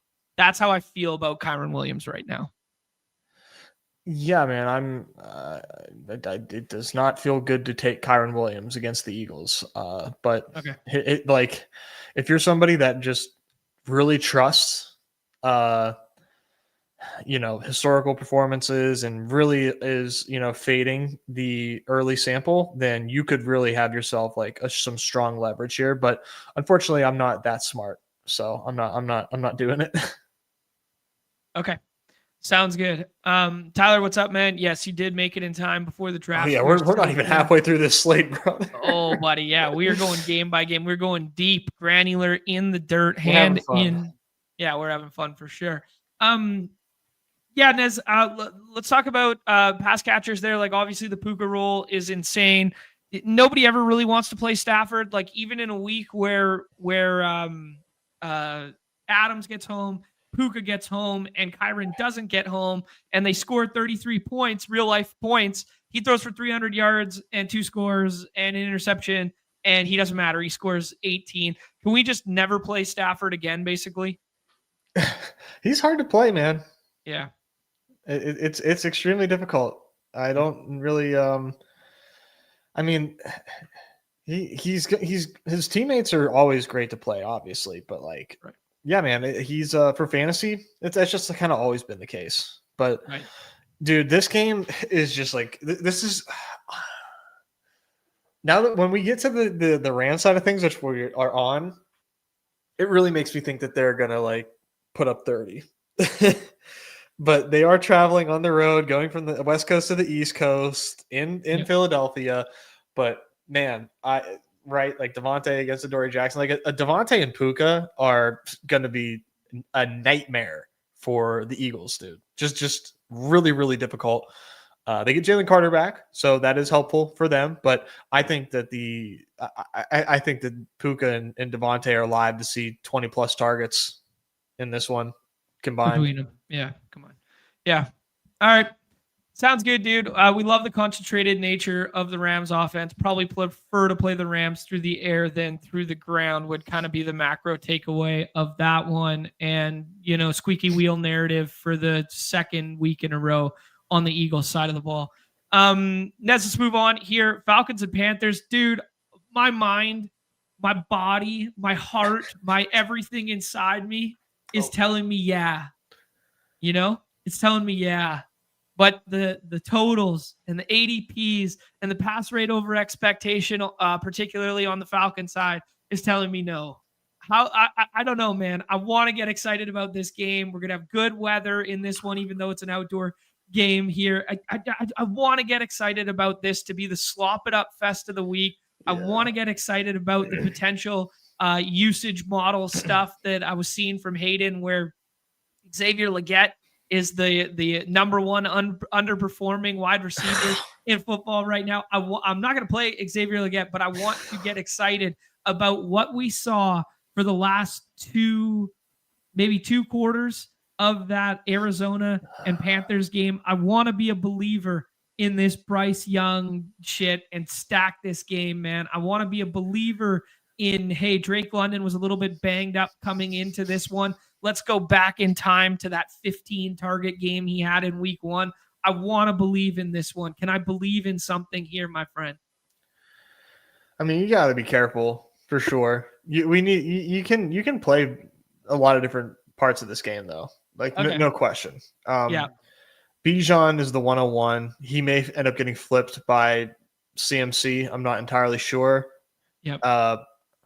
I like CMC more. I've been taking CMC, trying to get ahead of the projections because I think they're going to have CMC over Bijan. But one of the worst run defenses in football in Carolina. So yeah, Bijan looks great here. He's just like he's the most like looks different running back in the league right now. Just so awesome. The Falcons have no AJ Terrell. He's out with a hamstring. So that is really big for Teteroa because he is like the wide receiver 1. I mean, just capital W, capital R, capital 1, wide receiver 1 here for the Panthers. They got nobody else. Nobody else. To just add to that for a second, I have seen some really good cut together footage and saw some of the stats versus film stuff from Hayden and Josh that, like, man, he looks like a dog out there. Like, he looks like a dude. Yeah. He's real. He's the real deal. So I really like Tataroa here. Pretty low ownership, I would bet, by the end of the week, even still. I think they're going to be playing from behind. No Terrell, like I already mentioned, at home. I really like T-Mac in this spot quite a bit. Fuck, we are slopping this one up, dude. We're slopping it up. It's not been a good start for my guy Bryce Young, though. Definitely not helping my my told you so's of the off season. What about Chuba here? Like, just a guy who just under talked about all the time. He scored twice in each of the weeks there, both through the air. He just slowly puts up mean projection after mean projection. If he finds the end zone, he puts you 16, 17 fantasy points. More of a dog bowl play than a scroll the F down in the 6 persons, or is he 6-person viable as well? I don't think he's 6-person viable personally. The Falcons are still a pretty good defense, man. So and the Panthers need to pick it up because they're still, by every metric, not good. So we need to see them kind of turn it around. I don't think this is the spot to play it before we see it by any means. Okay. All right. Yeah, I mean, this is an interesting question, but isn't Falcons defense elite? Like, time will tell, Colin. Time will tell is kind of where I'm at on that one. Like, they played JJ McCarthy, who might be the 35th best quarterback in football right now. I don't know. Baker was still able to find some magic at the tail end of the game there, even though the pass rush and the front looks elite there. Diablo, everybody keeps talking about this guy like he's doing his best Fred Warner impersonation. I think Bound even said that in the chat the other day. I don't know. Time will tell on this one. Maybe this isn't the spot for us to find out, or maybe it is when they're missing AJ Terrell. Yeah, I'm gonna take that note and draft some T-Mac is what I'm gonna do. But I think it's fully. Every question regarding the Falcons is fair. Okay. Sounds good. Nez, let's talk about the backup quarterback pool. We talked about it a little bit at the front end there. We've talked about, KOC being the quarterback maker. KOC has made, things work with less, especially at home. That being said, their defense was a little bit worse back then and a little bit more banged up, but we did highlight all the injuries that were there last week with the concussions, like Van Ginkel and Harrison Smith missed. And then Christian Darrisaw got to manage the practice report this week. He has practiced limited DNP not play for both of the first 2 weeks. So there's definitely something to look there. Justin Jefferson has a high ADP here. Jordan Mason looked like everybody's sneaky but not so sneaky play of the week when these contests early opened up, where people just started jamming him for full expected run without Aaron Jones going to be there. Aaron Jones has already been ruled out in this one. Are we just trusting that, hey, KOC can make it work with Nick Mullins, KOC can make it work with Carson Wentz kind of vibes here, and just being like, this is the putrid Bengals defense. Let's hammer the shit out of Mason and JJ and et cetera? Mason is such a smash. Like late round pick in 6-person drafts right now. Who they just signed Cam Akers to play. Baby. He's back. They keep Cam Akers hidden in a shed so no one signs him, and then when it's time to sign him, they pull him out and they go, come on, let's go. It's time to play football. Like, the dude just cannot escape the Vikings. Right. So he's back. But yeah, Jordan Mason, man, higher, lower, 20 and a half touches for Jordan Mason. Oh, that's a receptions and carries. Oh, that's a good one. The fact that you're thinking about it. Right. The fact that I'm thinking about it says all you need to know about RB8 coupled with 23 ADP on our site right now. So, rankings wise, where do you think he'll project? RB7. Let's You see. think so? Let's see. Some good RBs on the slate. Big 4 ahead. Josh Jacobs' matchup is kind of tough. It is. Devontae, the models have kind of like caught up with quickly. Yeah. Bucky's got that juice, but maybe the split. But I think it's just like bet on talent. Yeah, I think he's kind of like that, maybe like running back 6, I would guess. It's a pretty strong front end tier of the running back slate here. It is hard for him to crack that tier for sure. Yeah. It wouldn't shock me if he found his way to like 4. In terms of projection? In terms of ranking, yeah, via projection. I don't know how you project him for like less than 90% of carries for the running back and like 80% of snaps. That is one of the best roles you could ask for. So he's going to look awesome. Who's a better play this week, him or Chase Brown? Jordan Mason by far. Okay. Because like Chase Brown is doing his best Kyren Williams impersonation right now with just like all the usage in the world, but inefficient as hell kind of thing, and lost his quarterback as well. So I'm just kind of thinking like if you do the Jordan Mason bump, are we doing the Chase Brown bump too? But I guess the matchup is just so much better for Jordan Mason. Yeah, I think more things, like Jordan Mason had the biggest change here. Chase Brown, like Jordan Mason lost his starting quarterback who wasn't playing good and loses his running back mate. Chase Brown loses his elite starting quarterback. I mean, yeah, these guys are going in opposite directions. Right. Interesting stuff. Okay, cool. Outside of Mason and Justin Jefferson, is there anybody else you want to touch in that ball game from the Vikings side? Like TJ Hawkinson, I saw you retweet the move yesterday, the Mack truck, like, oh yeah. The move I do to my son, like, what are we doing? He looked like me running routes in flip flops in the parking lot in the tailgate. Like that's what it looked like. It looked bad. Really, really unfortunate. And we could be overreacting to like one clip, but the results haven't been there either. And it's not like it just like happened out of nowhere. He's coming off ACL surgery, last year. So yeah, maybe he gets better as the season goes on, but playing with Carson Wentz. No, thank you. Playing with Sam Darnold, baby. He fucking does. Oh man. Okay, cool. Let's talk about the Bengals side there, dude. I've watched Jake Browning for way too many fucking years of my life.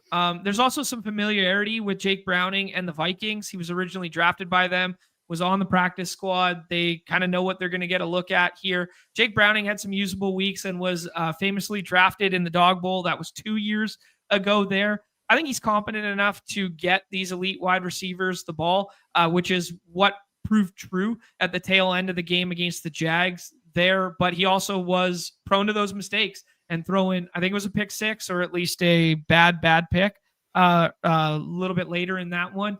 But yeah, can Jake Browning be good enough for supporting Jamar Chase's ADP here? Does T. Higgins take a big step back? What do you think?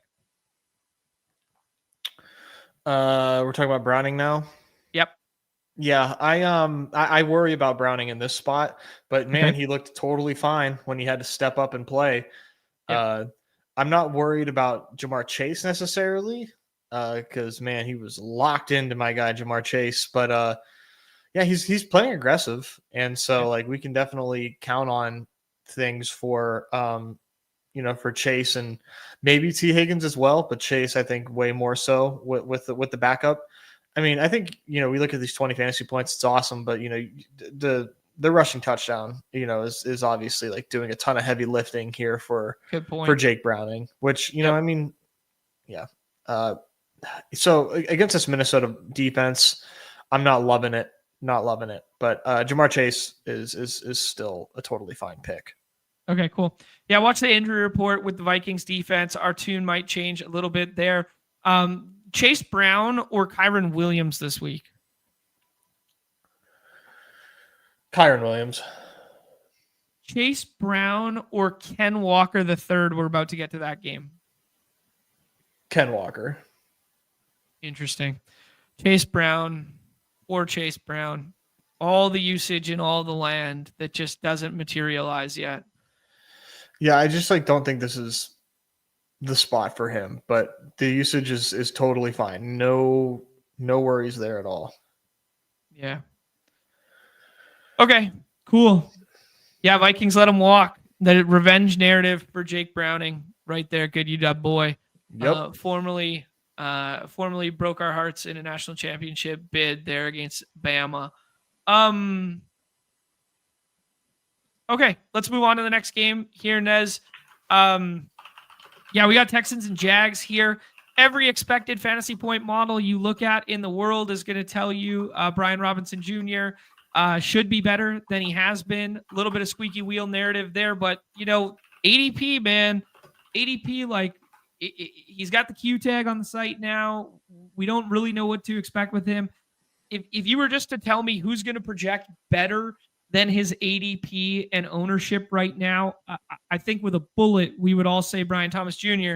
But the eye test is kind of like, I think Hayden and Josh were talking about alligator arms across the middle of the field, scared to get hit, like that sort of deal here. We don't know what to expect with Travis Hunter, who had to go, he's kind of thrust into emergency backup corner, duties last week. So a little bit of his usage in terms of the pass game has been limited, hasn't been playing as much on the outside there. They've been really spreading the ball around here. They really spreading around the running back snaps. Texans have looked pretty good on defense through 2 weeks. Just thoughts on the Jags side of this one in a 44.5, 2 by way of the Jags.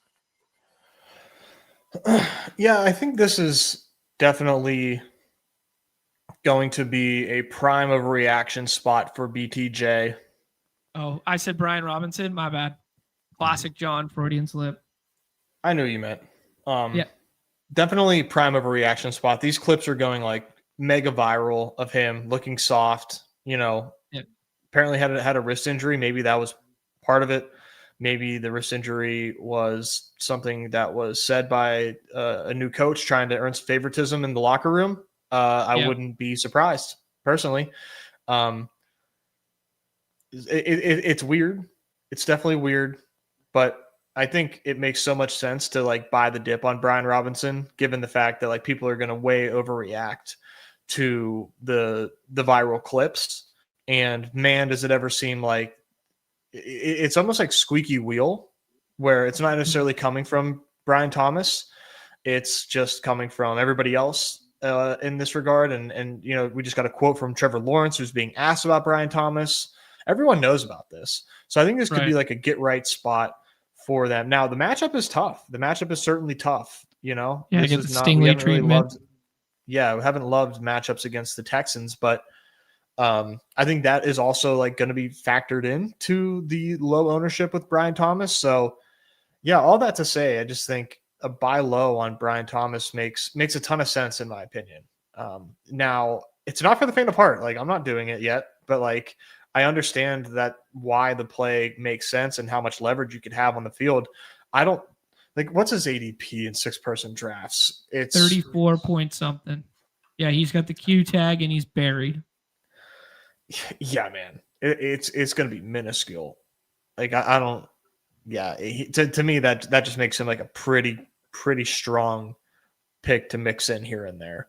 But I get it. I also am definitely afraid of the matchup and the way Trevor Lawrence looks, who I've never been a fan of, and the new coach kind of get off the offense getting off to a shaky start. I fully get it, but right. I think that they may just kind of try to get things right by feeding their stars. Right. Yeah. I echo some of those sentiments. I think this kind of whole viral nature of the team, because there's so much hyper focus from our community on Liam Cohen. There's so much hyper focus on Travis Hunter. There's so much focus on Brian Thomas Jr. because he was a first round pick in fantasy that I think shit's getting blown way out of proportion with, as you were saying, I think it's getting blown way out of proportion. They beat the brakes off of the Panthers in week 1, like 26-10 in a weird game that had a weather delay, that sort of thing. And then they were basically one play away from beating the Bengals in week 2. And this team, even though the vibes feel like it's Miami, the vibes feel like it's so down in our little niche bubble, this team is like 1-1, and they've scored north of 26 points in back-to-back weeks, and all their pass catchers are free this week, and Trevor Lawrence is free this week. I'm not saying the Texans matchup is anything close to the Panthers and Bengals matchups that we saw in the first 2 weeks there, but we did see, Baker was able to move the ball a little bit and get some usable scores there and win the Primetime Palooza slate. I don't know, man. This might just be a sneaky spot to be like, get me some skinny stacks in my life. Then the flip side of the equation is maybe BTJ is actually hurt, and maybe we don't want it at all. So practice reports is going to indicate a lot for us this week on this one. Just interesting to note that he wasn't even on the practice or on the injury report last week at all. And then there's this talk about the wrist injury. So as you said, might just be some gamesmanship and covering for his players, earning some flowers in the locker room there. But man, these ADPs are crazy suppressed after everyone and their dog wanted to play Travis Etienne last week, after everybody wanted to get excited about Bashal Tutin, and Tutin looked really nice. All these ADPs are so suppressed, even in the 12 persons. Yeah, the way that this could really get fun, I think, is it's on the Texans, where they end up scoring a lot of points, and then the Jags have to go blow for blow. That would be the ideal game flow here.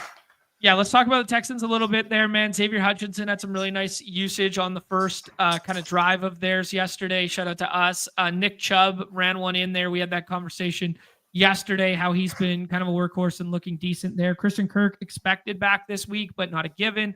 Nico Collins is the only one with a really high playable ADP right now. Had a beautiful touchdown to start the game last time out. Texans offense looked really nice for one quarter, basically, or like one half, let's call it there. It looked crazy stagnant in the first game. We kept citing the route running charts and the next gen charts of how boring the usage was for like Nico Collins. Everyone's calling, fake sharp on the OC. I can't even remember his name right now, but everybody said the same thing with Slowick last year.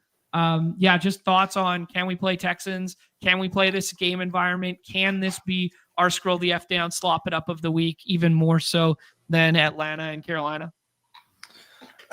Yeah, I can see how it hits. Kaylee. Yeah, that was I had to look that up the other day too. Yeah, I can see how it hits. Mm-hmm. But it hasn't been a target for me thus far. But it can totally make sense.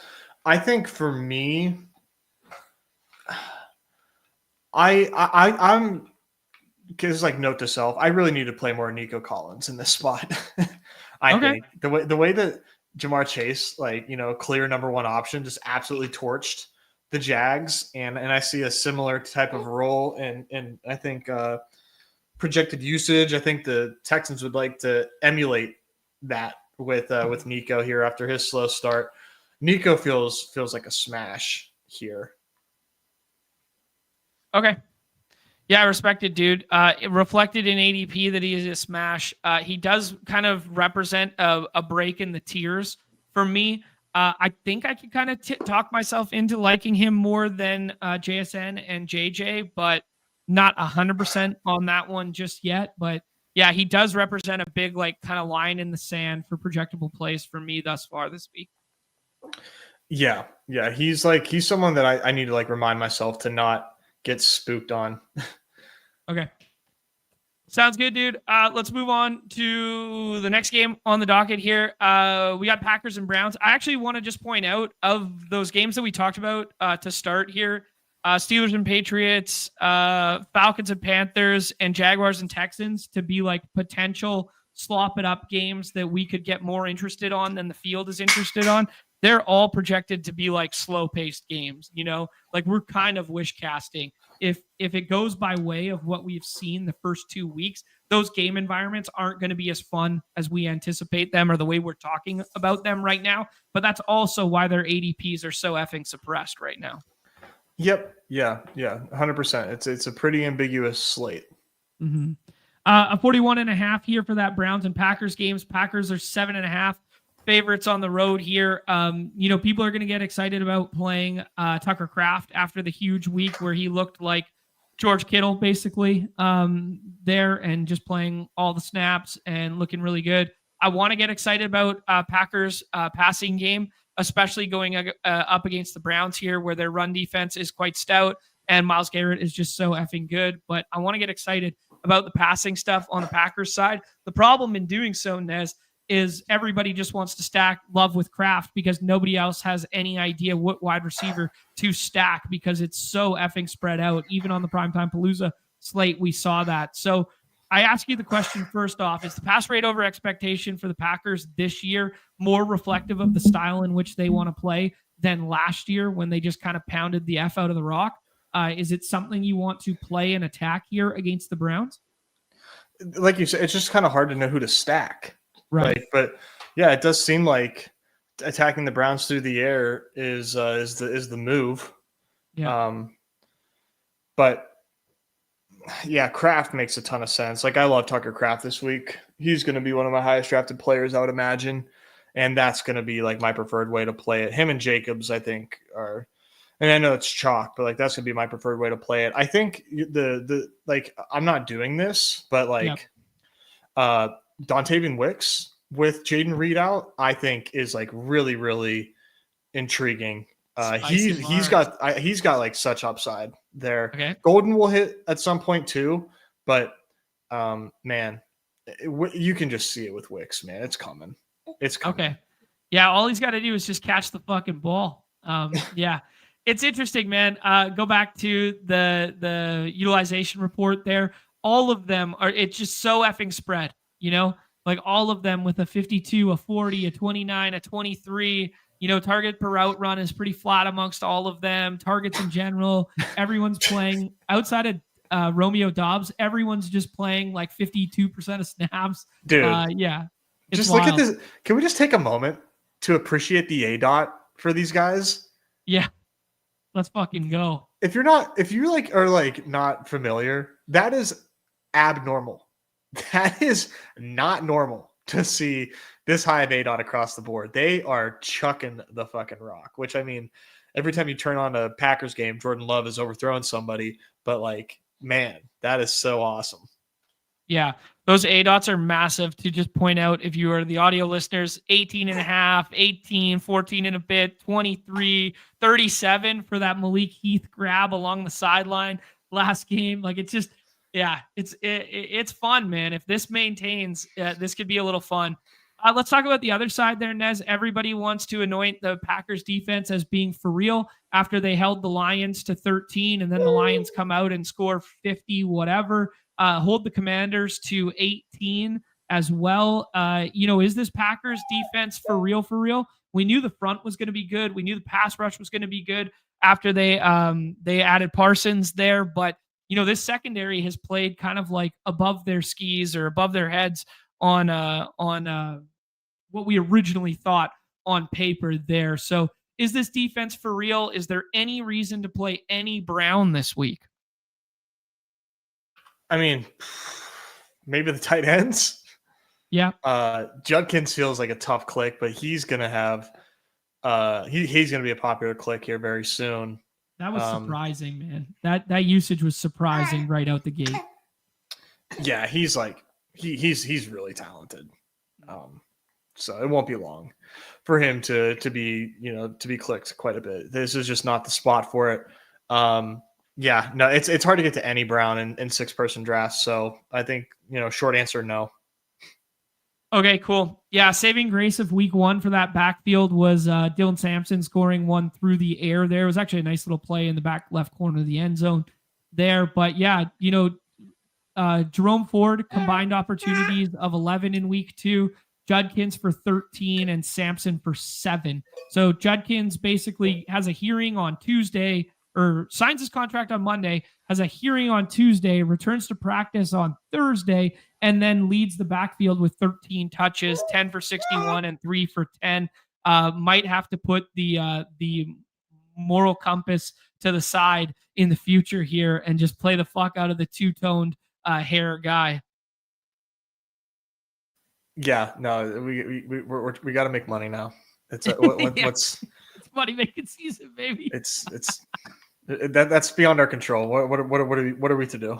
He's got like Two-Face with the face, but with the hair. That's what he's got. Yep. Mello agrees.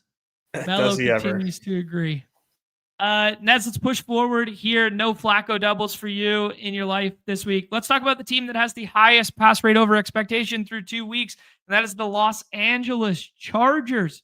We started to get concerned about them when Najee had the eye thing, and then we got concerned about they lost Slater for the year. We were concerned about the run game, and then we just come out and see, man, Justin Herbert balling the F out, running all over the place, distributing all over the place, primarily to the wide receivers, not so much to the tight ends, which is great to see, which is made for like 3 viable wide receivers to be started every single week here. Gets this, what we deemed was going to be a vaunted Broncos defense, but they just allowed 31 28 31 something like that to be scored, maybe 30 to be scored on them by the Colts there and the Daniel Jones led offense. Can we do some pattern matching here and get excited about Justin Herbert slinging that fucking shit all over the Broncos? I think so. I'm getting excited about it. I think he's really easy to get to, really easy to stack, and he's running a little bit more too than we're used to. He looks great. I mean, he's, knock on wood, man, because he's been someone that has like dealt with a lot of injuries in the past couple of seasons, which have kind of led to some of his down performances, on top of the team not being very great around him. But now he has an awesome cast around him, and he's healthy. Again, knock on wood, for the love of God. And so we can pretty confidently play Justin Herbert and feel really good about his floor and ceiling. Okay. This is a great spot, man. 45.5 total. They're 3-point favorites here against the Broncos. If the Broncos can get something going offensively here and cause the Chargers to maintain their insane pass rate, John. I mean, everybody was coming into this season saying, "Oh, they're run first. They're going to be run heavy. Going to be super run heavy." They just drafted Amari in Hampton. Man, they lead the NFL in pass rate over expectation. And I mean, dude, you want to talk about like not close? They have 17.3% pass rate over expectation. The next closest is the Chiefs at 7. They have 17.3. They are lapping the field in pass rate over expectation right now. I mean, it's wheels up, man. Like talk my shit on Keenan Allen last week. Gonna do it again, man. 4th and Keenan, 3rd and Keenan. I mean, you already know. You already know where the ball's going. He's been incredible. QJ with the deep ball has been awesome, and Ladd has some big games coming very soon as well. Trey Harris looks good. If Trey Harris gets a chance to like play meaningful snaps, what impressed me is like him catching that ball over the middle. That was like, okay, because like in my opinion, I didn't really see a lot of that from Trey Harris in college. I didn't think that was really a part of his game. Him doing that was like, okay, he can do that. Yeah, if he's ever involved, that this is going to get fun. So they're just like very much undervalued against the Broncos defense. That could be good, but as of right now, they are absolutely nothing to be fearful of. So yeah, Chargers look pretty goddamn fun in these drafts. Okay, let me throw cold water for 2 seconds just for devil's advocate's sake, because I really like this spot this week, and I really like Chargers this week, and I love them relative to their ADP. But we got to have the diplomatic discussion here and debate. My cold water take would be what Pat Thorman brought up in the Pace article is they bleed the shit out of the clock. They are literally like 28th in neutral pace last year, and they're currently a little bit slower than that this year. And now it's not come to fruition yet because they've been so efficient and so pass heavy. But the fact that they're bleeding so much clock means they're not actually a full pace up team. They're getting the pace up by being so efficient through the air and by the PROE. Is this any concern for you in the future, or is that way too like granular? No, I mean, like, it's a good stat, but yeah, I don't. It's not factoring into like taking the Chargers in fantasy for me. I mean, Justin Herbert is looking awesome right now. Let's talk about this here from the Herbert standpoint. Is this just the Packers 2.0 where we have no idea who to stack them with, and we should just consider playing Justin Herbert naked? Because Justin Herbert, a little bit of rushing upside in recent weeks here, something that was part of his game once upon a time before all those injuries, the ribs, the ankle, yada, yada there that you were bringing up. He also, 27 fantasy points in the first time out, 18.78 in the second time out. It should have been higher than that. He did not deserve that fumble to be given to him. That was Omarion Hampton's fault on the fumble loss. This should have been at least a 20 burger for him there. But, we're hoping for the lad game, the third and Keenan narrative that you've got there. But QJ's breaking off all these big plays and has, a history of scoring touchdowns here. What do we think here, nerd? Damn. I mean, yeah, I think in BRs, you're going to want to stack Justin Herbert probably. Yeah. Probably, because just of how low owned all his pass catchers are. But you can play him naked. Totally. He has three very viable pass catchers that are very, very much involved and are very efficient when they are involved.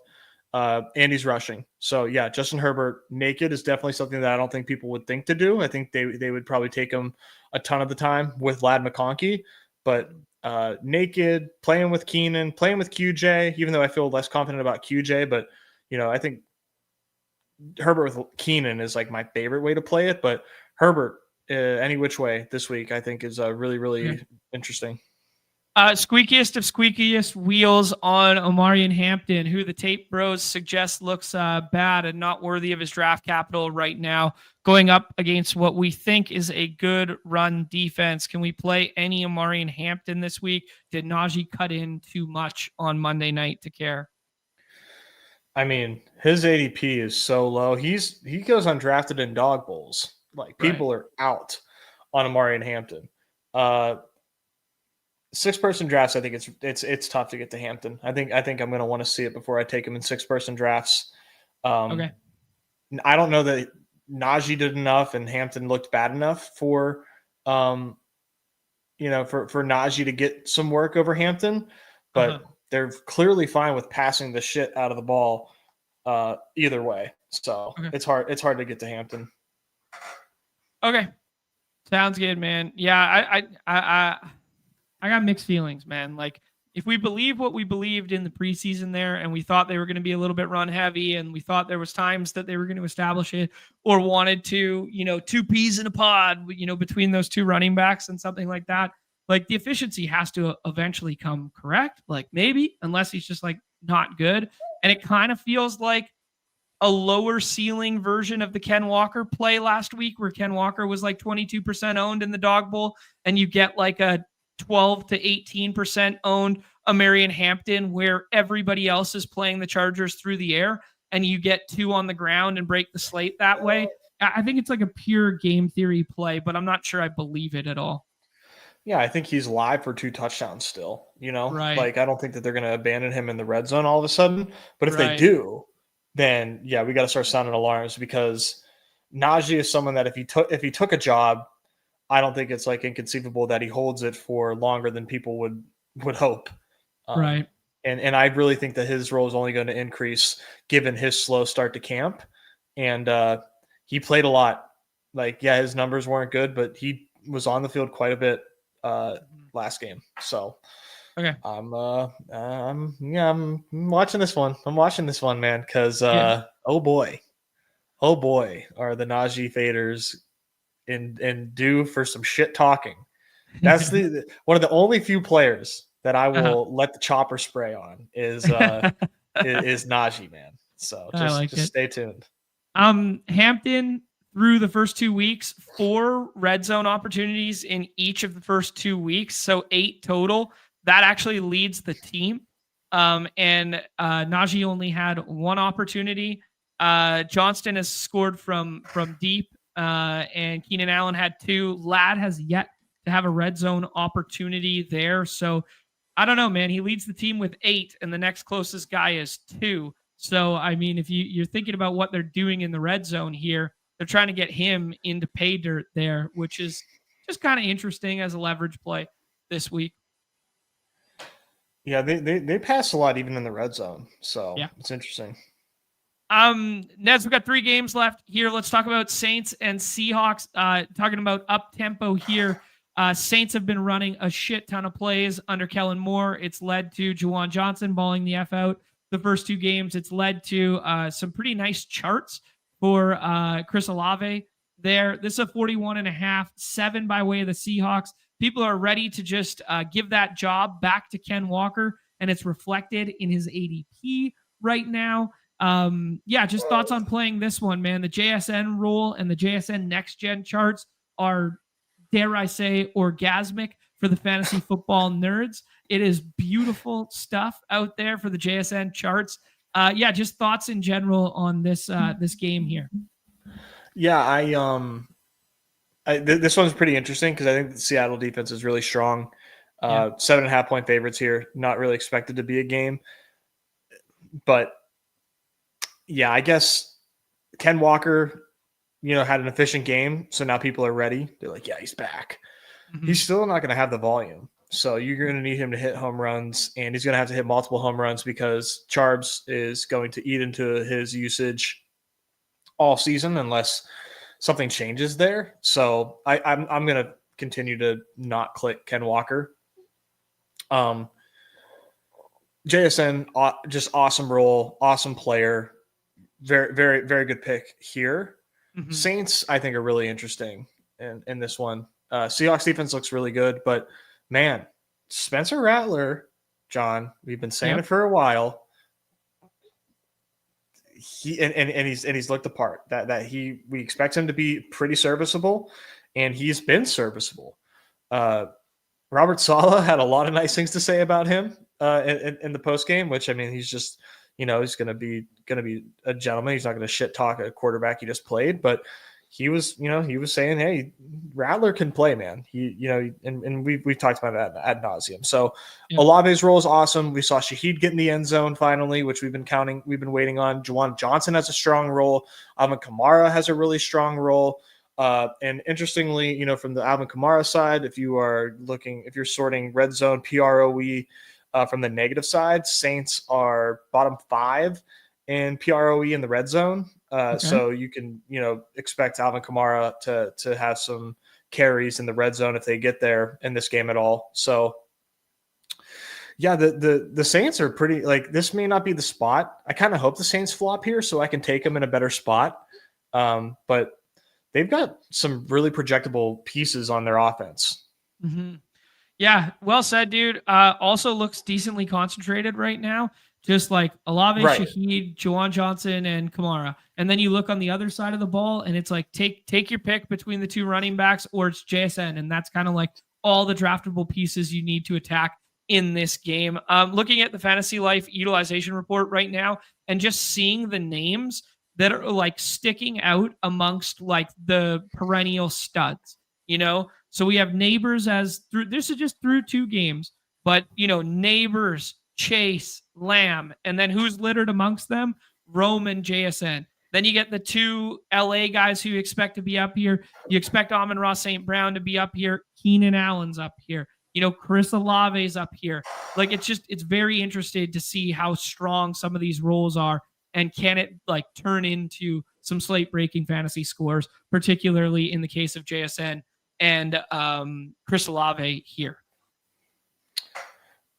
Yeah, I mean, Olave is a tough click because of the matchup, but like we just said, talked about for the upside there is that he has a really strong role, and I don't feel any different about his volume here. It's just like, can they be efficient against Seattle? It feels like a fun spot to bet on them because maybe Seattle's defense isn't as good as we think. I think it is pretty good, but there's a chance that Seattle's defense is just like overperformed, and the Saints here, who kind of have a nice thing going with Kellen Moore, could come in and shock the world.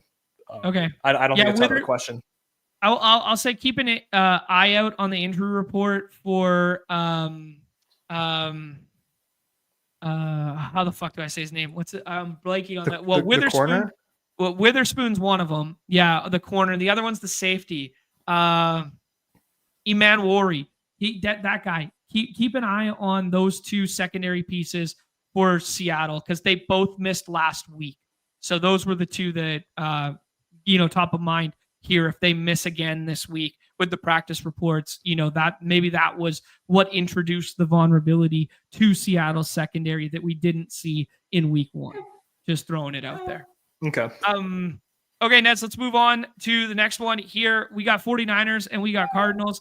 People really want to get excited about, Trey McBride, the usage, yada, yada. This is a 45 total, which I found like somewhat surprising that it's one of the higher on the slate here. You got Mac Jones, who was entirely competent week 1 there. We got CMC going either position 1 or position 2 in almost every single draft there. We got a little bit of a splitting of the backfield here, as you pointed out last week, with Trey Benson and James Conner there. So, yeah, man, let's talk through this one. Divisional opponents here in the late window.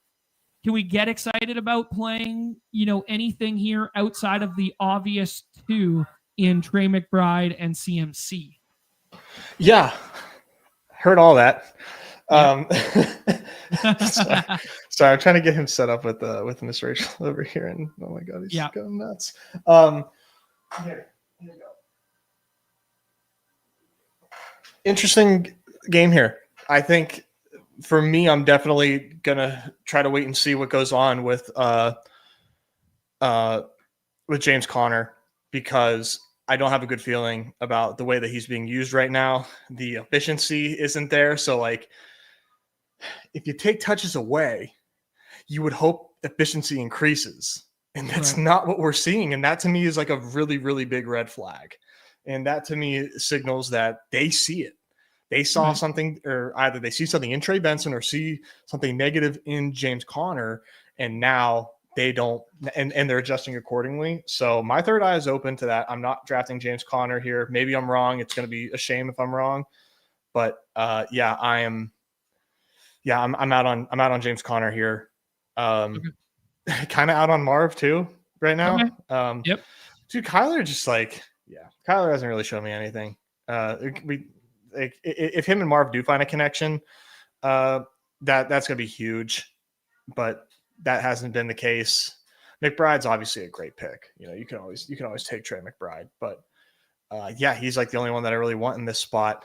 Maybe it's a big Kyler game. Like, I think Kyler Marv stacks make sense, right? Because I think if they hit, they can go nuts, but it's not what I'm counting on. Yeah, it's very interesting to have such a high total in this game, and yet the only quote-unquote pieces getting drafted are McBride and CMC. And that's kind of where we think points will funnel through.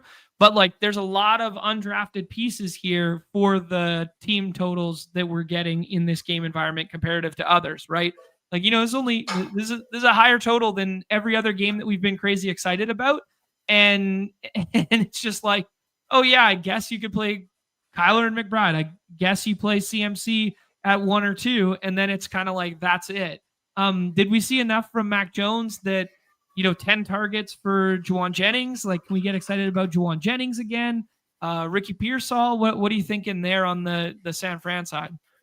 I'm definitely thinking Juwan Jennings is a good play. Okay. If he's healthy, to me, his role seems like really, really solid. So, I'm into Juwan Jennings, especially with no Kittle here. CMC is like the obvious, favorite play here. Ricky's cool, man. High ADOT, explosive player, but give me Juwan all day. Okay. All right, sounds good. Yeah, monitor the ankle injury this week. The ankle is, in fact, connected to the calf, kind of, sort of, which is what he dealt with in the preseason there, so just be mindful. But, yeah, 10 targets last week was pretty encouraging with Mac Jones. I think this is an interesting one from Crutches here, just kind of pushing back on like the Trey Benson versus Connor stuff. Just being like, Crutches says that Kyron loses work and it's a blowout game script. Connor loses work and Connor's dead. Like, yeah, my counter would be it's 2 weeks in a row with Connor in that regard. But yeah, it definitely is.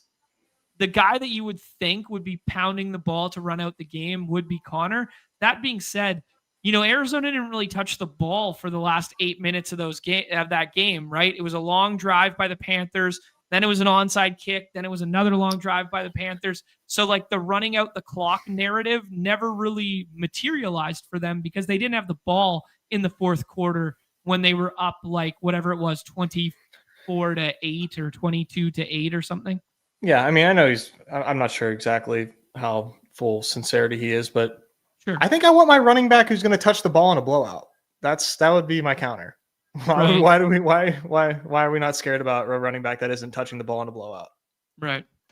All right, Nez, let's move on to the last game. This is kind of like the circle your calendar game in terms of ADP. You gave a big shout out for Caleb Williams in the start there. Unabated has this as a pick'em line. The Bears were favorited at one point. Now the Cowboys are favorited in some places.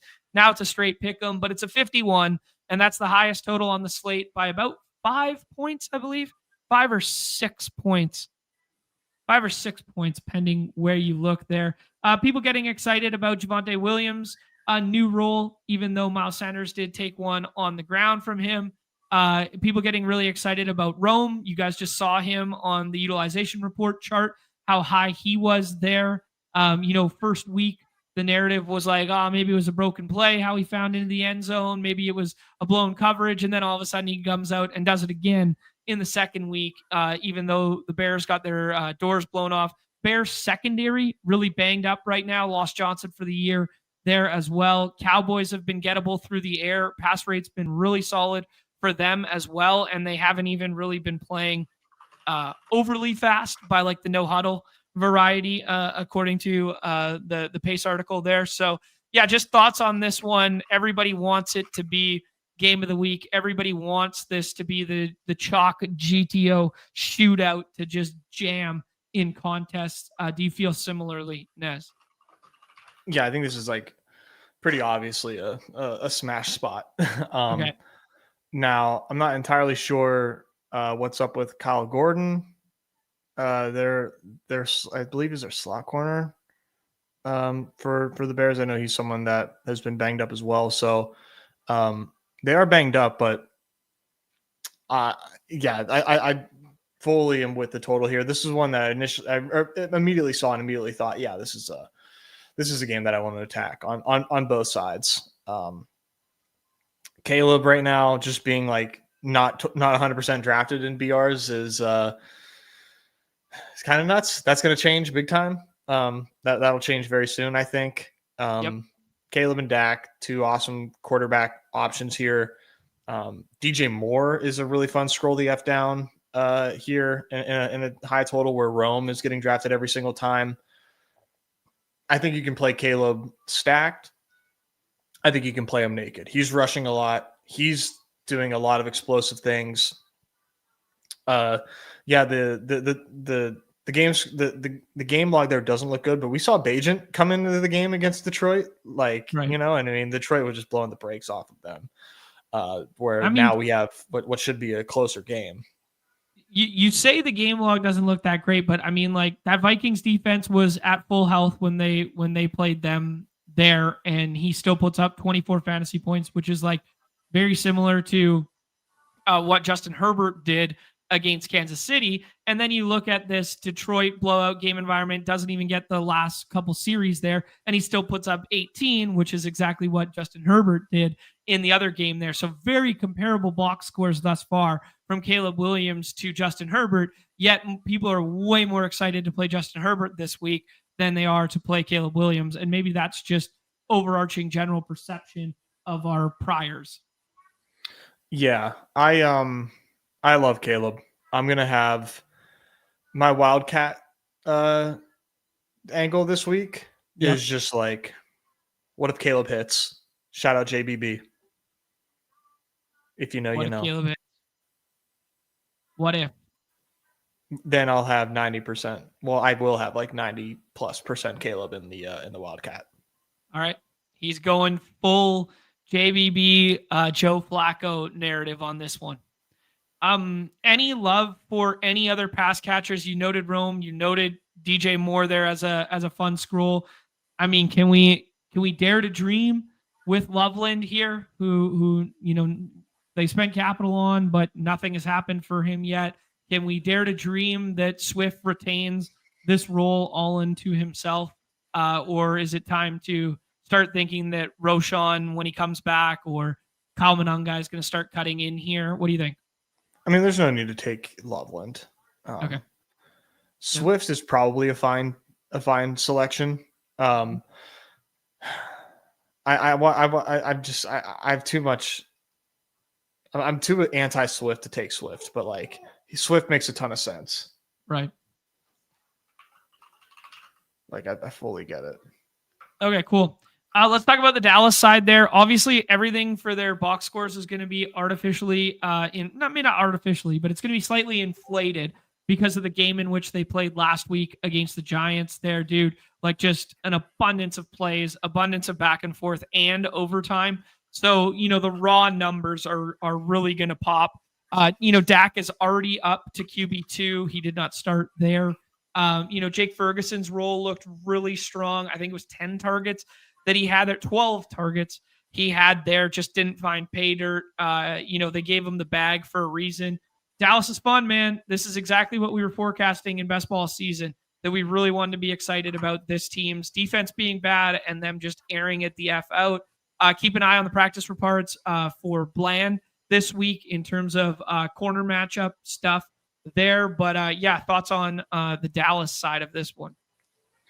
I mean, hard not to love it, man. The only thing that's troublesome is that it's on the road outdoors. And could Dak have a terrible game? That would suck. But I'm not counting on it. But that is like, oh, man. Like, I just wish this game was in Dallas is really the only thing. But the weather's not bad. So, or at least it's, it's not the winter time yet or anything. I actually have not looked at the weather, but you know what I'm saying. I got you. Every piece of this Dallas team in terms of like the starters, CD, Javonte, Pickens, Ferg, 4 draftable pieces in every 6-man BR is crazy. And I get it. I like Dallas so much here. Like them a lot. Any concern just about like ownership thresholds on our site, or is it just kind of like if it's the game you need, they're the guys you need, it doesn't fucking matter? You're going to want to scroll with when you take Dallas. Now Pickens won't be 100% drafted, so there's that. But I would definitely think about like having a unique piece with your Dallas stuff for sure. Okay. We watched the injury reports here for Turpin, who left and then came back and then left again there. Just could be another feather in the cap of consolidating that offense even further there. The weather stuff, Soldier Field is traditionally really fucking bad for footing. 79 degrees with a chance of thunderstorms, 33% chance of rain. So, I mean, not something we tend to get, out over our skis about early in the week, but do keep a third eye open when it comes to Saturday morning or something like that, or Saturday evening when you're drafting. If they're anticipating rain, the footing can be really bad out there, and that will actually pull the total a couple points down. And, all of a sudden that big outlier game that has a 51 is now only 48 or whatever. And it's like, well, that's only 2 points different than Seattle and New Orleans, or that's the same as Chargers and Broncos now. So just something to be mindful. We tend to overweight the importance of weather, but Soldier Field is renowned for just shit turf. So just be mindful. Nez, that's it, man. That's all the games. 13 up, 13 down, monster slate. Let's jump in, see what it looks like. Let's go. Wow, we really did cover 13 games. That's crazy. Yeah, 13 games. Woo, out of breath.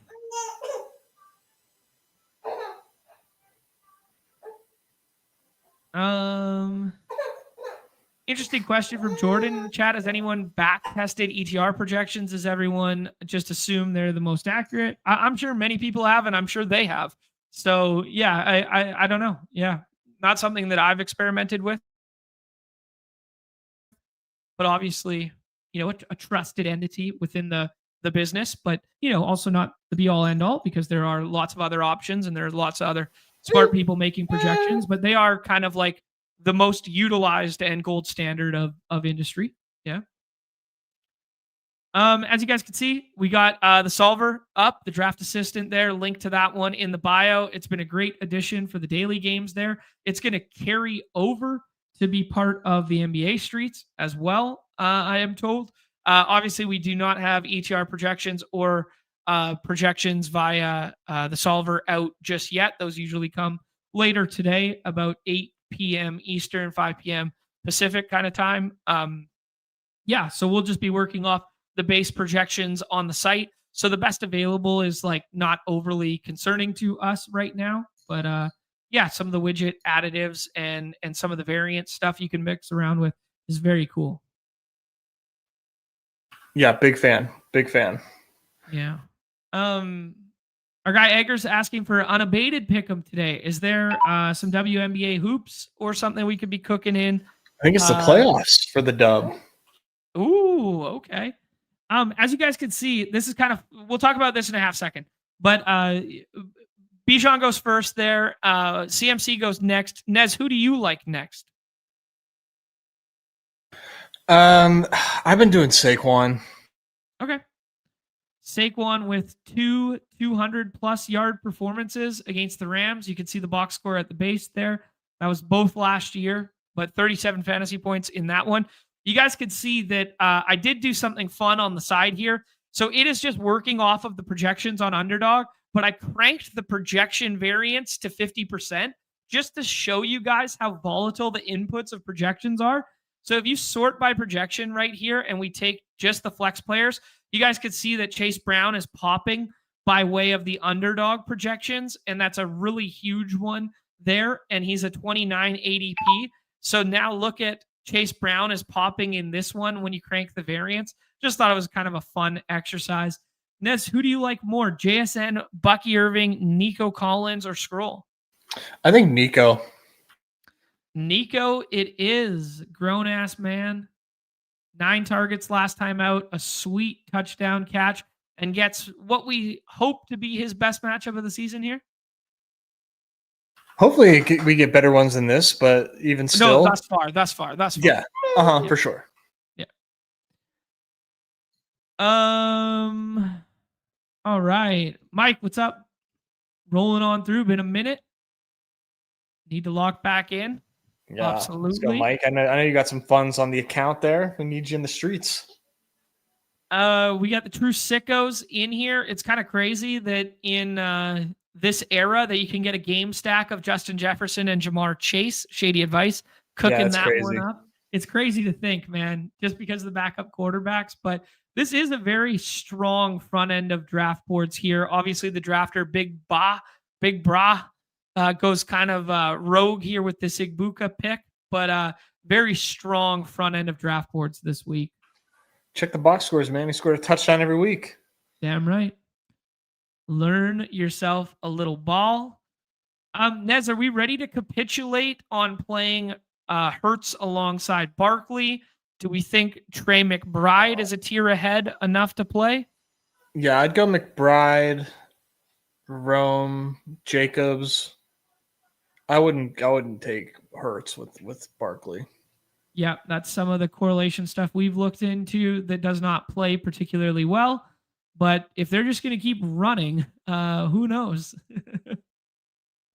That's true. It could end up being the new Lamar Henry. Yeah, right. Guys, we've been live for 2 hours and 10 minutes already, going all 13 games deep on this one. We got 450 guys hanging out. If you're on the X side, roll on over to the YouTube side. It helps us out greatly. You can become a member. Shout out to Car Park, who gifted out 10 of those. Hit that like, subscribe, notification bell to keep Mello's helmet on tight. Hopefully not much longer. He does well with it, but yeah, we go back Friday. Get a check up on him. Ooh, dude, Rome here is nice to me, but yeah, you like Rome more than Jordan Mason angle? Jordan Mason is a lot of fun. Maybe we do Jordan Mason. We don't have to get Rome here. Let's do it. Rome's. We might get Devontae back too. That was bad. Oh, they both have running backs filled up. Yeah, we didn't need to do that. Whatever. It's like built-in variance. Like let them kind of eliminate some players for you. Yep. Romeo Dobbs, last round pick in honor of Melo's guardian cap, perhaps. I love that. That's good. Jonathan Taylor, a once upon a time utilizer of the guardian cap as well. Slowed him down. Nez, we got an interesting one right now. Don't do as we say, not as we do. We fucked up with the Jordan Mason pick there because both these guys had already selected 2 running backs. We did not have to take Jordan Mason there. We could have taken a wide receiver or quarterback first. Respook doing a nice little Chargers thing.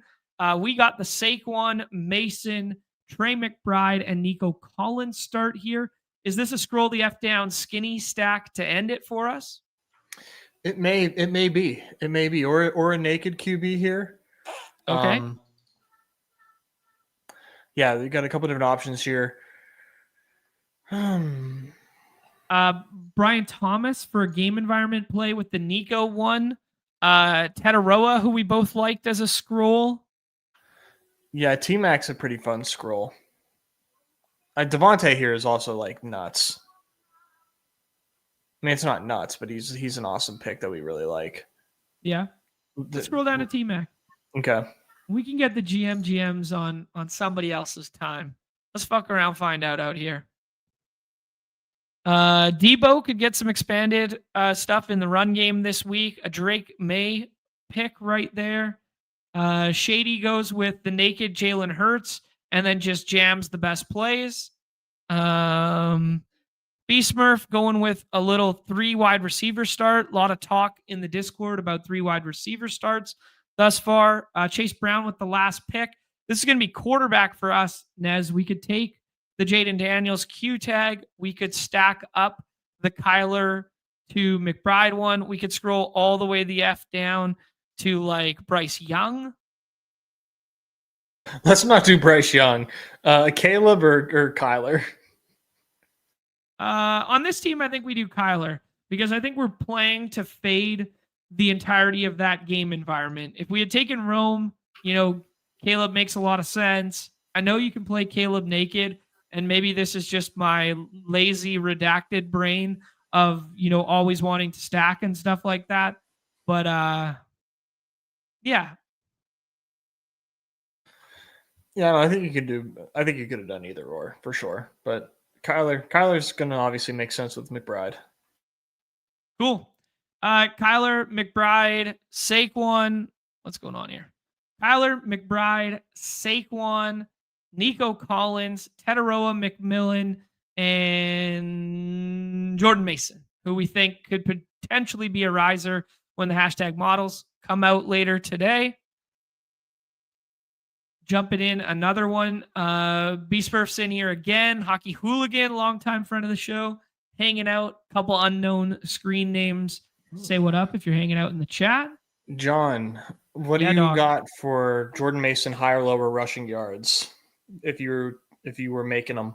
If I'm making them for underdogfantasy.com, knowing how thirsty the market is, I would aim a little bit higher rather than lower. I think I would do 76.5. Well, you're spot on. 77.5. Yeah, that checks out to me. Even multiplier on scoring a tutty. Wow. That is the play. Because that's going to like 0.88, I think. Yep. I keep pointing out that he wasn't good at the goal line last year with the Niners, but that might have just been random variance and noise. We used to have that narrative for Austin Eckler. We used to have that narrative for first-year James Conner, and then James Conner became the best goal line back in all football for a 4-year stretch. So, yeah, that might just be noise, but I don't know. He's not the biggest dude in the world, right? He's pretty big, I think. It's funny. Not beating the allegation works for Underdog. UD partner, as I guess. Good shit, guys. Good shit. That's funny as hell. I hope he takes Saquon here so we can have a different decision. Guys, take the scores and the best available with a grain of salt because it's just literally spitting back the projection of the site to us. Like if we filter by this and then push this up, it's just telling us that with variance. Nez, who do you like here? CeeDee Lamb, Jamar Chase, Jonathan Taylor? I think I like CeeDee. Yeah, highest total on the slate there. Back-to-back 100-yard games. Hasn't found pay dirt. Looks to have one of the best roles in all football. And guess whose quarterback is healthy other than those other top-end wide receivers? His. It is indeed his.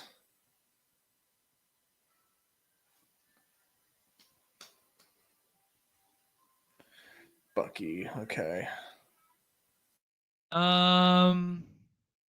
Bucky goes there. There is kind of like this front end tier where I think Puka is kind of like the land of his own right now. Yep. Yeah. Give me Puka Nacua for sure. These were my most commonly paired together players last week. I think you played smart. I tried my best. Puka just is such a freak, dude. Like, yeah. I don't think like he still has to do more, not more, but like, have a longer career to like get some of the accolades he deserves. But goodness gracious, I just don't know how appreciated he is at the moment for doing what he's done so far. Because, I mean, just one of the most efficient players in football, like in all of football. It's insane. Let me go bear case on it. I don't necessarily believe it. I think he's very talented. I think he's good. He's obviously missed a little bit of time here and there due to injury and was competing with Cooper Kupp his first year round. How would you say that Matthew Stafford is the Hall of Famer and he is the reason why Puka Nacua was a thing, Cooper Kupp was a thing, Kenny Galloway was a thing, Megatron was, we don't have to have that conversation. He's a full-blown Hall of Famer. But what do you say to the narrative of like Puka is who he is because Matthew Stafford is who he is? I don't really think it matters. I wouldn't engage with that take too hard because I just don't think it matters. Context. You don't want to first take scream at each other? No, context is everything for every player. Yeah. What do you think about Nico here running a three wide receiver team? Yeah, man. A lot of debate on how the S words played. Pete had a good thing from Nerdy Tenor that he put in the Discord there about how the S words fare on our site, and that, hey, don't be results oriented in terms of like 3 wide receiver winning versus 2 running back winning. I've always been a proponent of 3 wide receiver playing better in the Dog Bowl than in the Battle Royale streets and in the Primetime Palooza streets than in the Battle Royale streets. And that's where it's primarily seen the success was in those streets, not as much in the BR stuff. A lot of 2 running back teams still getting home. But yeah, thoughts? I mean, it's not going to hit every single week, but it's going to hit more often than not. You know what I'm saying? Like, yeah, I'm still going to play way majority of 2 running back teams for sure. Right. But yeah, I think a lot of other people are going to be doing that too. Yeah. Interesting stuff. This is interesting. Did I say Kenny Galloway instead of Kenny Galladay? That'd be a classic John one. Still cooking. Jordan Mason goes there. Dude, do we have to take Dak here? We could also take Tyler Warren. I think we scroll at the running back position. I think you get Tyler Warren on this team. And just hope Dak comes back kind of thing? Yeah. You got 2 players in between us here. He might not come back, but I just think you take Tyler Warren, man. I don't know. Okay. I don't know. Maybe you gamble on Tyler Warren with the 2-hole as opposed to gambling Dak 4 times. Yeah. 3 or 2 times. But yeah, I just Hurts meant is gone. Yeah, It's gambling Dak twice with the Rome drafter, or it's gambling Warren once with the Rome drafter. Yeah, I just meant they're going to be on the clock that many times. Yeah. Hey, Chase Brown. Seems good. Tyler Warren, no practice today. Give him a choosy Q tag there. Classic little never, ever get overly high or low on a Wednesday Q tag there. David said symbiotic success with the Matthew Stafford, like rising tide lifts all ships, and they're all very talented. Makes sense. I could throw Puka passes. That's good. I think so too. Jon or Nez punches a dog bowl ticket first. Ooh. History would say Nez plays 3x my volume, so maybe 5x. But I'll try. Nez, we only have to fade one spot for our running back, so I think we just take Dak. Love it, let it go here. Absolutely. All right. Kind of a chalky team, but also contrarian by the fact of unique ownership patterns where we get Dak a little bit after, we get Warren a little bit after, and we get Nico a little bit after. So that's kind of fun. And the fact that we're doing 3 wide receiver, because the field normally does not do 3 wide receiver. So that alone puts you in unique category. Love it. Beast first watching the show there and takes Chase Brown instead of taking the Genty that was there. So we're going to be left with any available running back. We could speak freely here. Kyron with Puka isn't all that great, in my opinion. Genty seems fine if we wanted to go that route. Ken Walker seems fine. Alvin Kamara seems fine, but a little bit tougher matchup. Tony Redacted is a little bit of game correlation with the Tyler Warren stuff. DeAndre Swift is game correlation off the Dallas stuff. Jalen Warren's probably just too cute for this roster. And kind of the same could be said about anything else below. I think Kamara or Swift. What do you think? Kamara or Swift? I like the fact that Kamara had like 20 touches last week and that offense is running a lot of plays and super concentrated. And I think Swift is going to be paired more frequently with Dak and CD than Kamara will be. So let's do it. Okay, cool. I also don't love the Kamara matchup, but who knows? Who knows? When you're running that many plays and you're playing, that decently fast and you're that involved in the offense, surely it's going to break right here for him one of these days. Yeah, a lot of ways that game can go. It doesn't look like a strong matchup for sure, but that game could end up in his favor. Sounds good. Put on your big board pants and take Pollard. I mean, Pollard's utilization stuff is pretty nice. I could get on board with Pollard. As we rip 2 drafts there, the people are asking for some pick'em plays here. I'll take a look at the WNBA streets in terms of the DFS pick'em real quick. I do want to rip a dog bowl, but there's gonna be plenty of time to do so tomorrow as well. If you got to run, I could also just rip one for the people. What do you think, dude? Yeah, I'm gonna get him get him out of here. I think so. Okay, that means me then.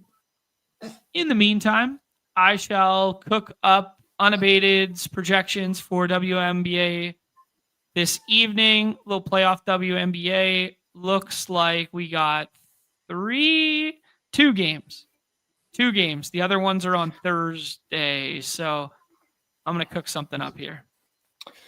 All right. I'll see you guys tomorrow. PTP. Can't wait. It's going to be a good one. Yeah, it is going to be a good one. We got Miami and Buffalo on that one. And then we got the Chiefs going up against the Giants secondary that just got thrashed there. Peace out, Nez and Mello. Peace, guys. Thank you for bearing with me. I appreciate it. Peace. This is the all important question. Who wins the dinger first? There you go. Yeah, Nez wins Dad of the Month. There you go. Dad of the month. He's still out here cooking the shows with the baby on his lap. Love to see it. Taking a look at the unabated stuff, they're way higher on, and not higher. Their edges are way greater on Emma Meesman. I don't know how to say this name. Jonquel Jones lower. Brianna Stewart with some hires. Okay, I can work with this. Let's get into the WNBA. We're showing some decent stuff here. Let's see. Okay. First things first. What's up with Emma? Let's see what's up with Emma. Uh-oh. All the Emma stuff's down? That's going to make things more...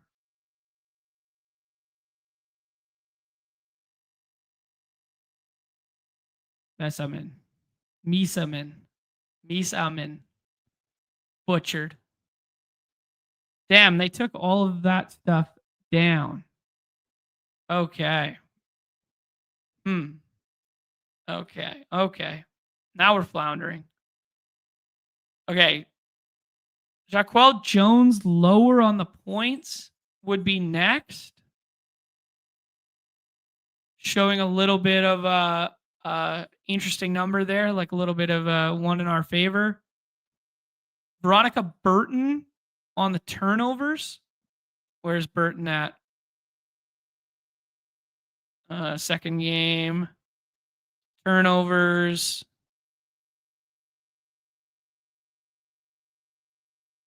Turnovers committed higher. There we go. Brianna Stewart, points and rebounds. Where's Brianna Stewart? Stewie, where are you? There we go. Points and rebounds higher on Brianna. Okay, that's the right number, right? Points and rebounds, 23, projection of 23.5. Okay, cool. Let's see if we can click the little promo box, see if we got anything. Nothing to see here. There we go. There's our unabated WNBA 50 hard-earned USD. Jonquel Jones with the lower, Veronica Burton with the higher on turnovers, and Brianna Stewart with the higher on points and rebounds. They like a lot of the Emma stuff if Emma comes back up in the lobby. So just be paying attention to that one. Yeah, that's the unabated thing of the day. All right, Dog Bowl. First Dog Bowl of the week for your boy. Let's finish one Dog Bowl here. 4 spots. Let's get it. 420 people still hanging out. We can fill Dog Bowl. Let's get it. Ooh, very interesting stuff. Purdy has a chance to play this week. Interesting. Okay.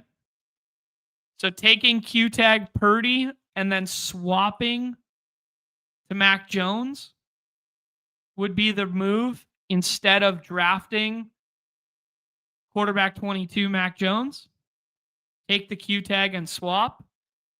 Because if you get stuck with Mac Jones being active in the late window games, there's no swap.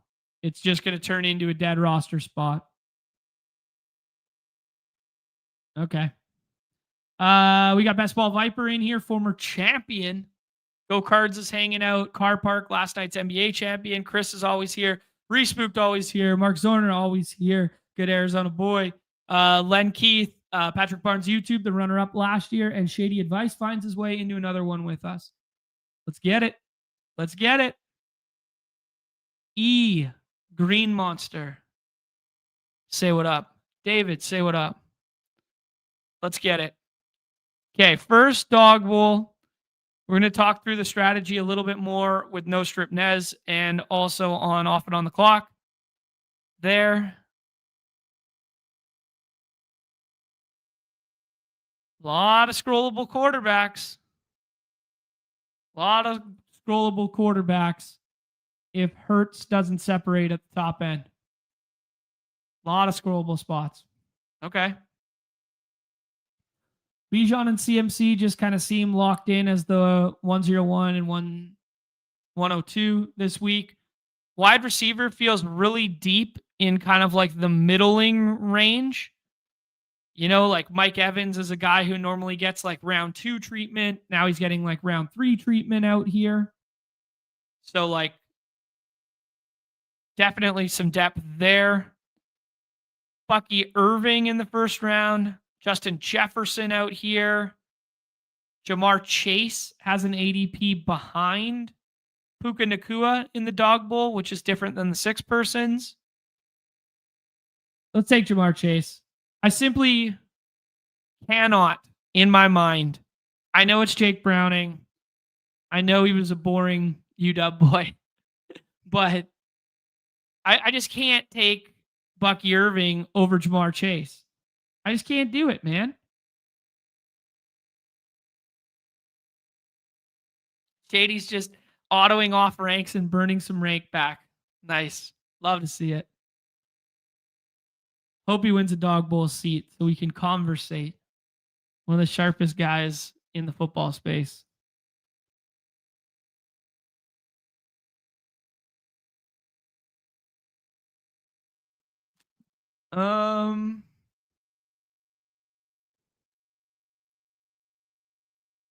There's David.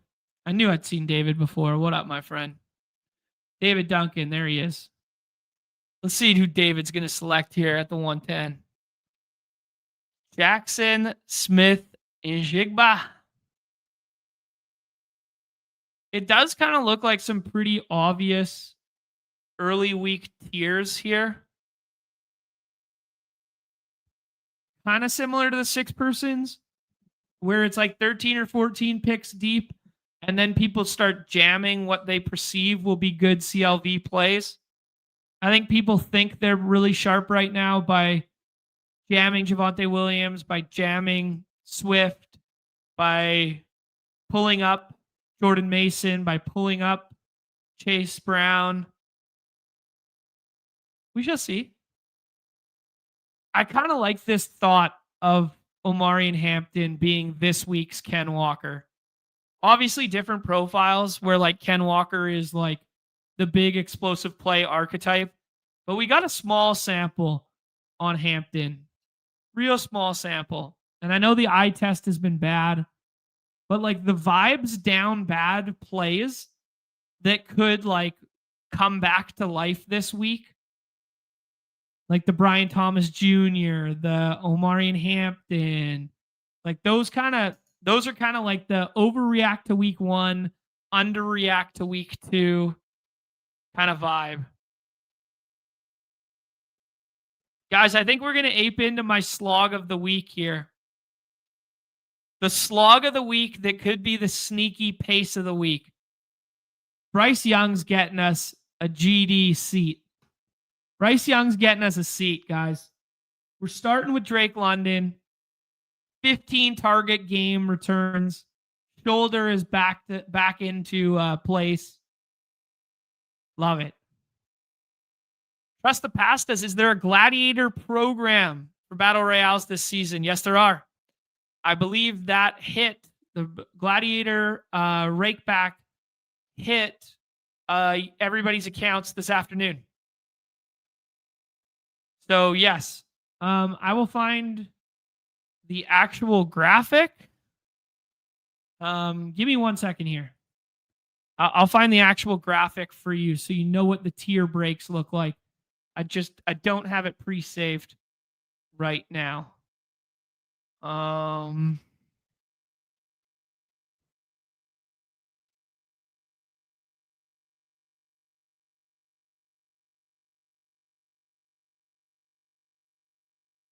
Okay.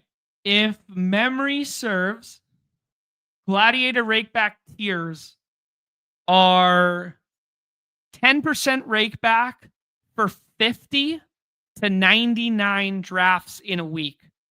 And that is not just sport specific. Like that can be any sport. It doesn't have to just be football. Then you get 20% rakeback for 100 to 500. Then 500 to 1,000 is 30. Then 1,000 to 1,500 is 40%. And then 1,500 plus drafts in a week, aka the A-Win and T-Box tier, is 50% rake back. And the rake back is just on operational fees. So, yeah.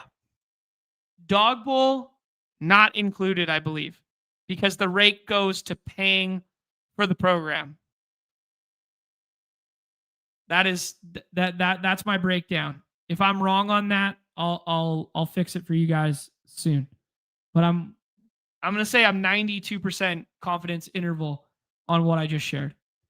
That's unfortunate that Len Keith fucks up our plan and takes Tataroa, and Shady takes Chuba. Unfortunate for us there. So we might deviate the plan ever so slightly.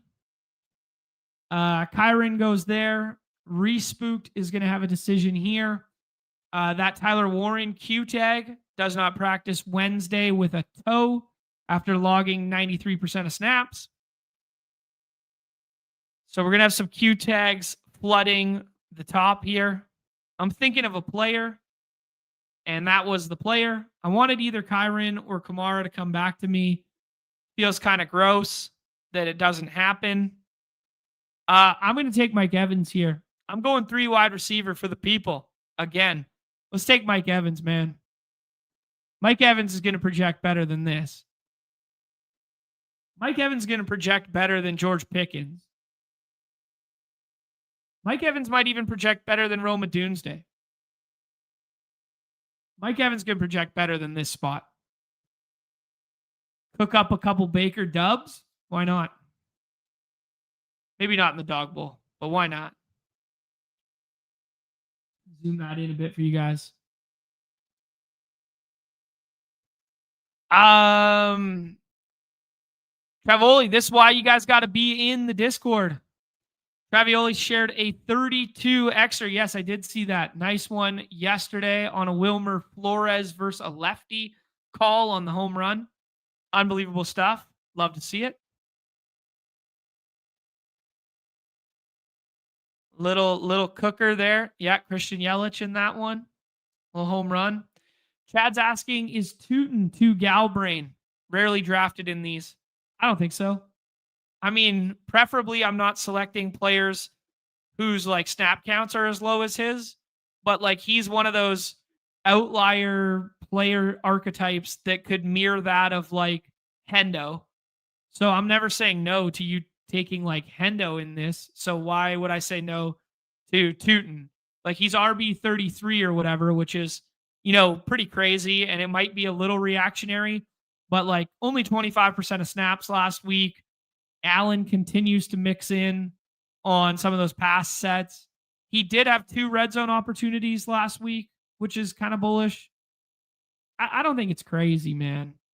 You're literally trying to hit a top 3 seat outcome. Like, if he's stacked with Trevor Lawrence and scores like 2 dump off touchdowns, I don't think that's crazy. I don't think that's crazy at all. I mean, it's not something I would do a ton of, but if you're scrolling, why not? I think there's like a pretty interesting tier break mentally at tight end this week. Like, I don't know if I want to play like the Browns, like whack-a-mole at the tight end position. I do think Kyle Pitts' role has been really strong. We see David take him there. Juwan Johnson's role has been insane. I think taking Ferg here and just hoping you spoil that game environment a little bit is a good pick. I think taking Baker is a really good pick. Let's take Baker. You know, no. Let's take Ferg. Let's take Ferg, and I'll tell you why after. Let's see. Let's see what happens here. Because I think Mark's going to set up Dak with CD. I took Ferg because there's an outlying chance that Dak can come back. But you got to clear both the Pickens and the Lamb drafter, which is highly unlikely, right? But I don't think anyone's going to take Naked Baker. And I don't think anybody's jumping up and down to go like Baker plus Igbuka on the corner right now. Who knows? Maybe I'm wrong. There goes the Dak pick. Any Ramondre Stevenson? Probably not for me. Just not a portfolio that I like to bet on. Not a profile I like to bet on. Patrick Barnes YouTube goes ahead and takes Igbuka, which means it might be Jova for our Baker plan. But we'll see. As his Pickens team got sniped on the Dak one there. Our guy Len Keith takes Breece Hall. Takes that Jordan Love to Tucker Kraft stack that's going to be really popular. Damn it. There goes Baker. All right, we got greedy. That time. We got greedy. Comfortable enough, man enough to admit we got greedy.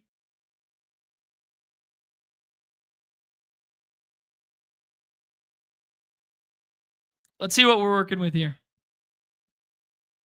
Naked Justin Herbert with a scroll the F down running back stack. Herbert goes to Respook there.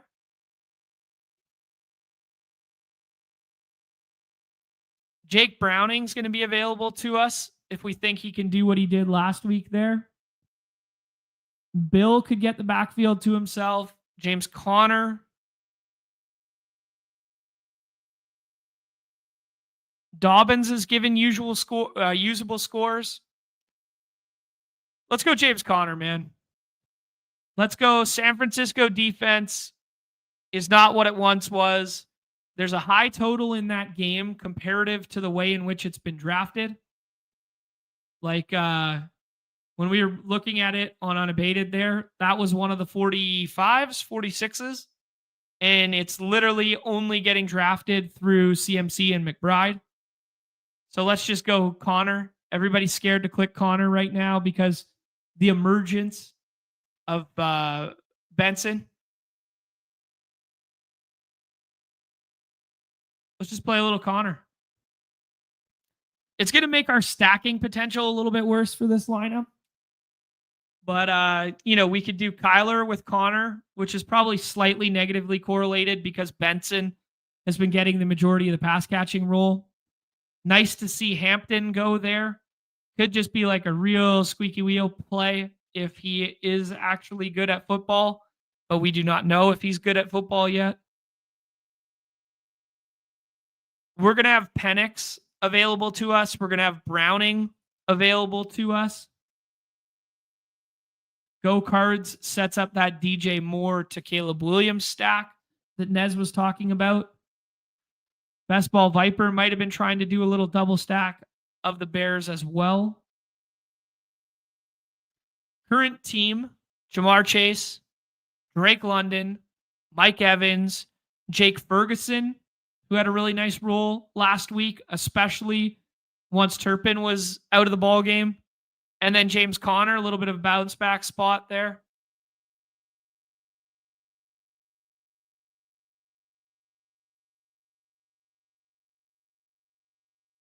Michael's saying we got to go with the Browning rifle.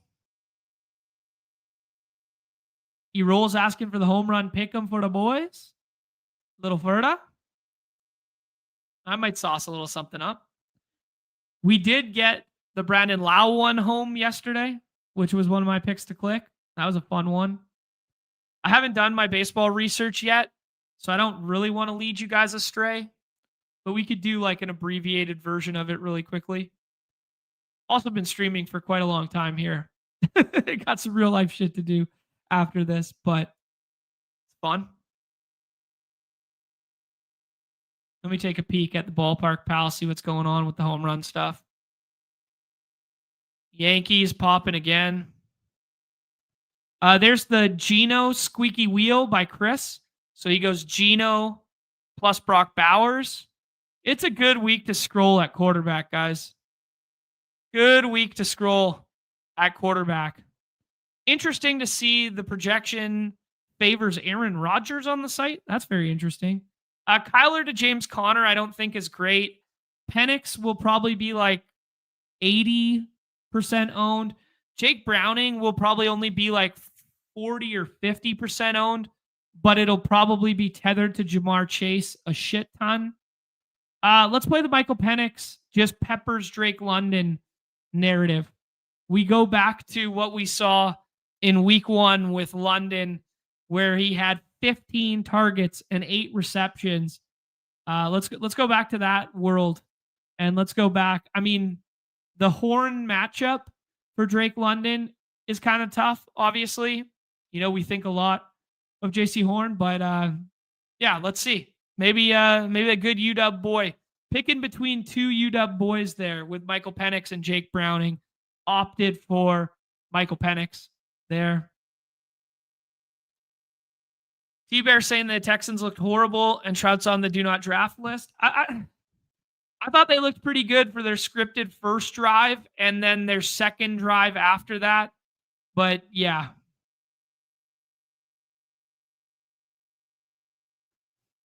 Tight end position cost you a dog bowl seat last week, AZ Cards. Sorry to hear that, my friend. Little unfortunate there. All right, guys, we got, almost 200, 450 of us still hanging out. 200 on the YouTube side, 300 or whatever on the X side. Appreciate you guys being here for the definitive preview. Let's take one last look at the Pick'em lobbies. But go ahead, guys, save that draft board. Do with it what you will. Take a little look. Some really sharp drafters in this lobby alongside us. Kind of like this cheeky Calvin Ridley in the last round there from our guy Car Park. That one seems kind of fun. Igbuka buying the dip Q tag with the Baker stack was pretty smart by Patrick Barnes YouTube there. Little double stack from Len Keith on the heavy pass rate over expectation Packers there. Scroll the F down to Dontavian Wicks. Keenan Allen being available at pick 71 after what he has done the first 2 games and what the pass rate for the Chargers looks like. Holy shit, that's a good pick. Wow. That's crazy. Deep slate. Top heavy at the running back. Very deep at the wide receiver. Top heavy at the tight end. Wide open at quarterback with the exception of like Hurts being an early pick. A lot of combinatorial ownership overlap in stacking partners this week is my initial read on the situation. Everyone's looking to get that stack partner. Everyone's willing to push quarterback. Might be a little bit of leverage in playing a quarterback who is routinely stacked naked. Might be a little bit of leverage in that this week. Take a look at the home run zone here. Yankee Stadium, Twins popping. Right-handed Baltimore popping against Martin Perez. Wallner. Adele, not in a great matchup. Colston Montgomery, not in a great matchup.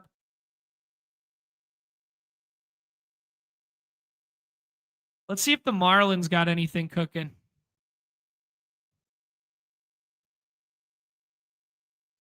Let's see if we can get some cheeky Marlins. Nope. Waiting for the order still.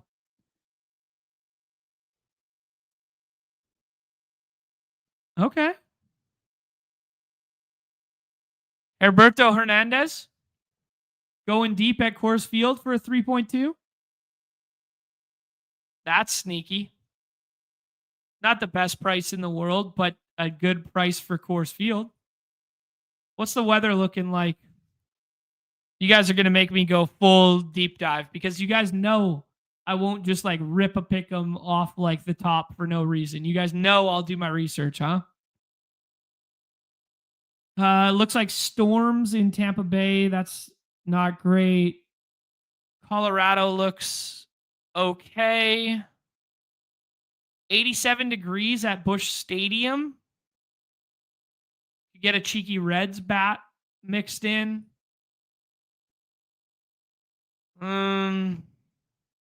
Thinking out loud with no preparation is always tough, my friends.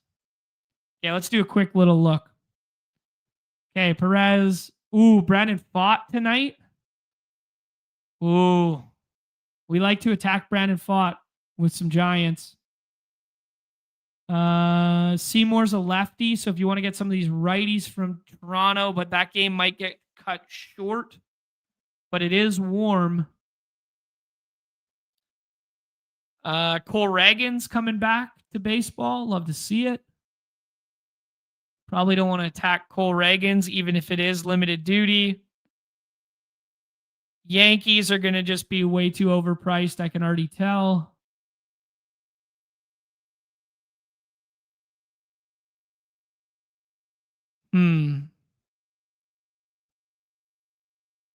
Marcy could lead off today, left-handed at 3.78. I think I like that number better than the one that I found. That's a good one. Okay.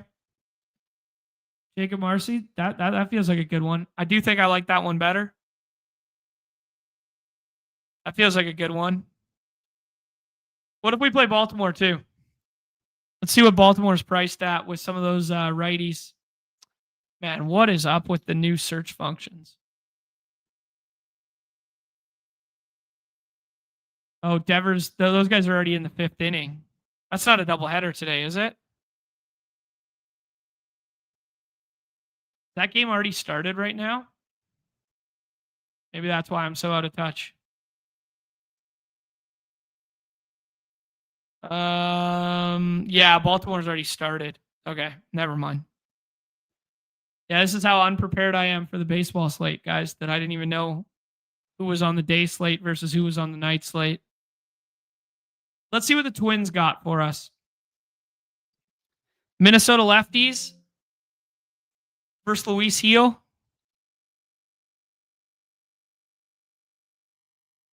Can't search the game. All right. Wallner.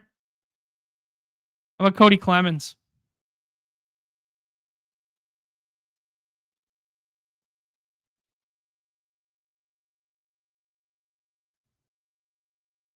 Am I stupid?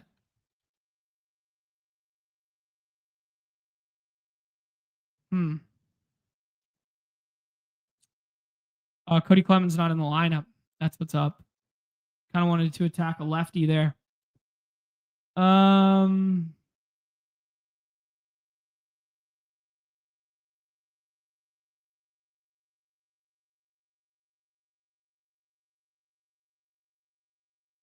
What's Ramon Laureano? Is that game already started?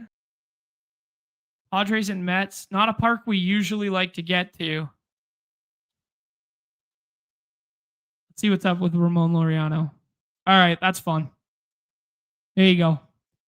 Couple moon shooters here. A 40Xer. Ramon Laureano versus David Peterson, who's been a little bit worse in the second half. Obviously has some strikeout stuff, but Ramon Laureano kills lefties. And then Jacob Marcy potentially leading off with a good multiplier in Coors Field. That's fun. That's a fun one. Shared it in the chat there. All right, guys, get a tie bow on it right there. Shout out to Nez. Shout out to all you guys who made it all the way through here. Still got 400 and some odd. Much love, much appreciation to you guys. Shout out to Vinny for becoming a member. And shout out to Car Park, who won the baseball slate last night and then drops off 10 Badge Bros memberships at our door. Back tomorrow. Primetime Palooza. Really fun slate.